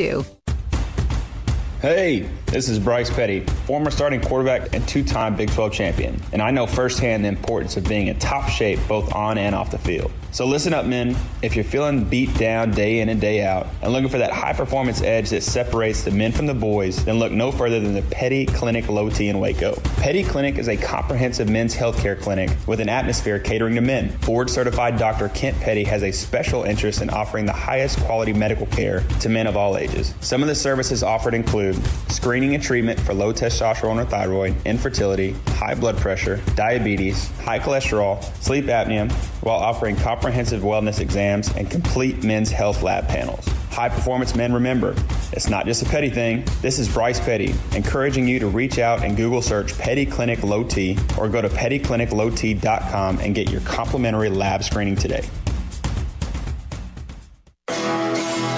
This is Paul Catalina's Top 5 at 5:55. Oh, I'm going to have to answer text, I can tell already. No, you won't. Whose top 55 is this? Mine. Brought to you by Champion Salon and Barber. 2 locations here in Waco. This was a and suggestion, downtown. wasn't it? This one here? Yeah. Yeah. We like those. Top 5 splash hires that failed. Top 5 splash hires that failed. Number 5, Will Muschamp at Florida. He was the coach in waiting at Texas. He was the hot assistant, the guy coming up. And Will Muschamp's been at Florida. He's been at South Carolina. And it's not worked out for him either place. Will Muschamp is an excellent defensive coach. Will Muschamp does not understand the forward pass. It's beyond him. He knows how to stop it. He doesn't know how to start it. It baffles me. He may be 40 years or so too late. Yeah. To do what he did. Maybe so. Yeah. Maybe so. He's a fantastic defensive coordinator and will continue to be that whenever he gets back into coaching. Waits out his buyout from South Carolina. He'll be a great defensive coordinator again. Number 4, Tom Herman at Texas. Oh, he's doing great things at Houston. Man, that is it. He's the guy at Texas. He's the one who's going to turn it all around. Well, where is he now? Working for the Chicago Bears. Because the splash doesn't always work. Well, you just mentioned Will Muschamp, and there's a common denominator with 2 programs. Now, he was never hired as the head coach at Texas, but remember, as you said, the coach in waiting. They named him the coach in waiting when Mac Brown had no intention of retiring. No, and I don't think that was not a very awkward situation. Yeah. Well, I think Texas might have finally found the right guy in Steve Sarkisian, but Herman was just a goof. I mean, he really was. You know, there was a time when he first got hired, I didn't know much about him, and Texas fans, a lot of them were pounding their chest and like, this is the guy. He used to coach here. He's a GA here. Yeah, he's a genius and this and that. And, you know, I was like, okay, well, we'll see. Maybe this is really the guy. I even remember this tweet stuck with me, and I don't know why it always stuck with me, but I remember it vividly because it was the night when the whole LSU fiasco had happened with him. And, you know, is he going to go to Texas or is LSU possibly going to get him or whatever? And some, like, quote-unquote insider for Texas was like, it's Tom. It's always been Tom. You know, it was always going to be Tom, like a movie quote thing. like the end of Jerry Maguire. Yes, exactly. It was like that. And I don't know if that was intentional or not, but that was the gist of it. And I was just like, okay. But then, like, as soon as I got a little small sample size, I thought, yeah, this guy, I don't know how long he's going to last here. And sure enough. He had the arrogance of what people who are Texas fans get accused of having. Yes, so much They so. really did. I mean, you hear how I position that, how they get accused of having. He was the walking billboard of what people sometimes think about UT, the fan base. And that's not all of you are like that. Most of them aren't. It's just that small, but yeah, they love offensive coordinators who won national titles, though, right? Yeah. Herman at Ohio State, and of course Sark at Alabama. Yeah, Herman won a national title at Ohio State by giving Zeke Elliott the ball, and then after he didn't have Zeke Elliott anymore, he forgot that running back was a thing. Yeah. It's the fact that Bijan Robinson didn't get an extra 50 carries last year is why he's also been fired. Yeah, absolutely. Number 3, Charlie Weis at Notre Dame.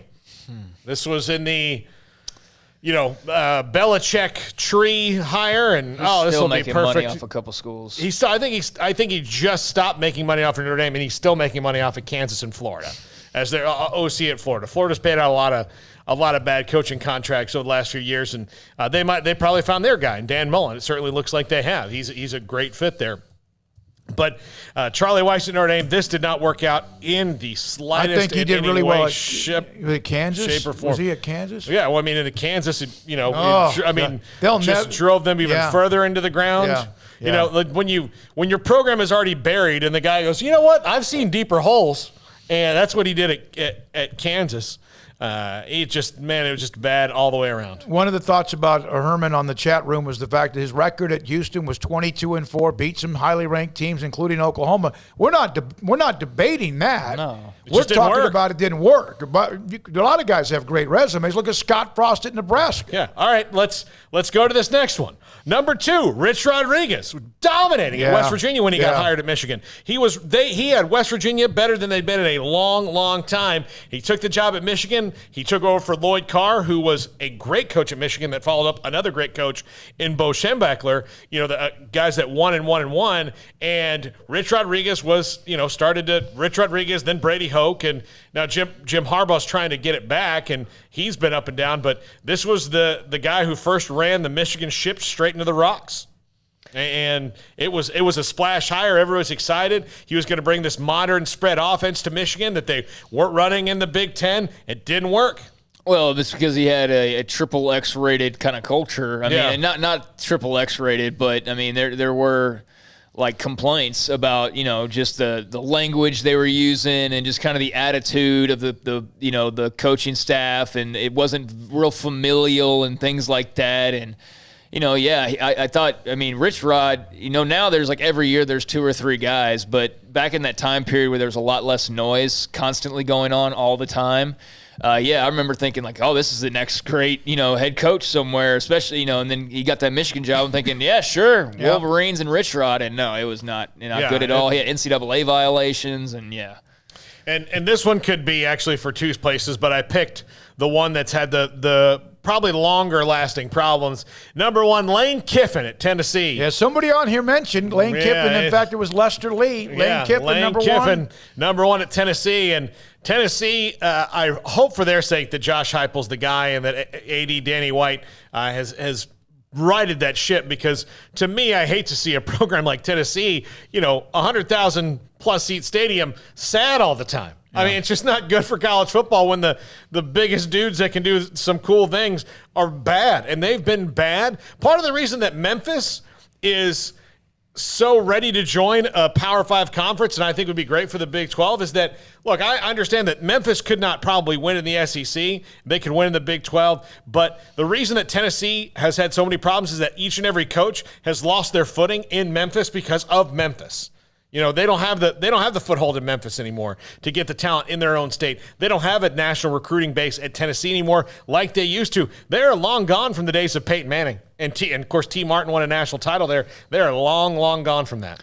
Yeah, I think Kiffin he let his mouth get the best of him in Tennessee quite often, and that wasn't even a totally popular away choice. To USC or the Raiders or whatever it was. I can't. He went to USC. Yeah, but he was actually he had a following there at Tennessee. I mean, the people felt like he should have been given some more time, but yeah, he was a problem child.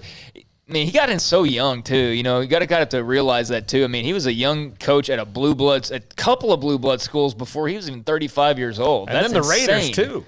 Yeah, and not even counting the NFL. Yeah. From Ammonia Wilder, what is this Tennessee you speak of? Yeah, man. Yeah. From C. Jenkins, honestly, Tennessee hasn't been relevant since 2007, which is just slightly before the last time Nebraska was relevant. So there's a lot of those big schools, football schools. Go tell everybody about being a 90s kid, ask about the best college football teams. You say Nebraska and Miami and Florida State and Tennessee, and you throw Florida probably in there as well and a couple of others. But the main ones, for the most part, Michigan.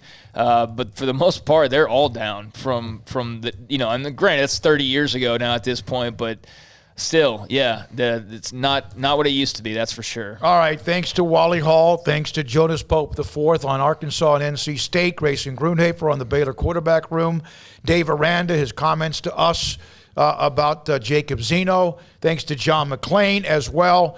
Tomorrow, Mack Rhodes, Baylor AD, is supposed to join us along with a couple of others. I think Oklahoma State, either Wednesday or Thursday, again with Robert Allen. He was really good. And we might have our buddy with all the graphics, Mr. Altidore, that might join us about that as well. All right, Fresno State tomorrow. We feature them. Yeah, right? I thought I saw earlier where the American might be getting close to announcing some official new members coming up. So we'll have some expansion talk or realignment talk to maybe have some news on here pretty soon as well. All right, for Paul Catalina, for Craig Smoak, for Armstrong Sims, Jack McKenzie, our amazing sponsors who have been with us from day one, and all those who have added since then when we started on April 6th of 2020. I'm David Smoak. Thank you for everybody who's a part of this and you being a part of it on Sikkim 365 Radio. Good night.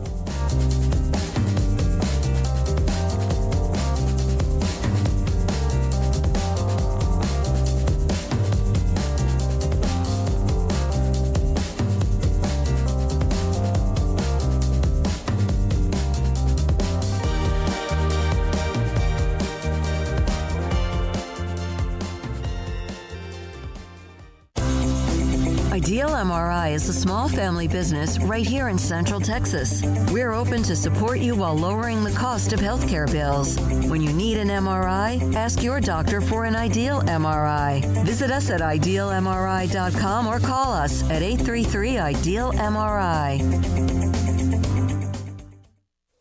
Stepping into the boots of a U.S. Army officer can add confidence and leadership skills to your son or daughter's career path. See all the things they can achieve in our boots at GoArmy.com. U.S. Army Waco Recruiting Company, 254-598-8131 or 254-776-1543. After my first car accident, I feared the biggest damage would be to my wallet. I expected a mountain of bills and a long, drawn-out process. But my Texas Farm Bureau insurance agent was there when I needed her and helped me get back on my feet and in my car in no time. Instead of a hassle, I got reassurance and a quick recovery. Stop by and see our agents at one of our 3 McLennan County locations. Coverage and discounts are subject to qualifications and policy terms and may vary by situation.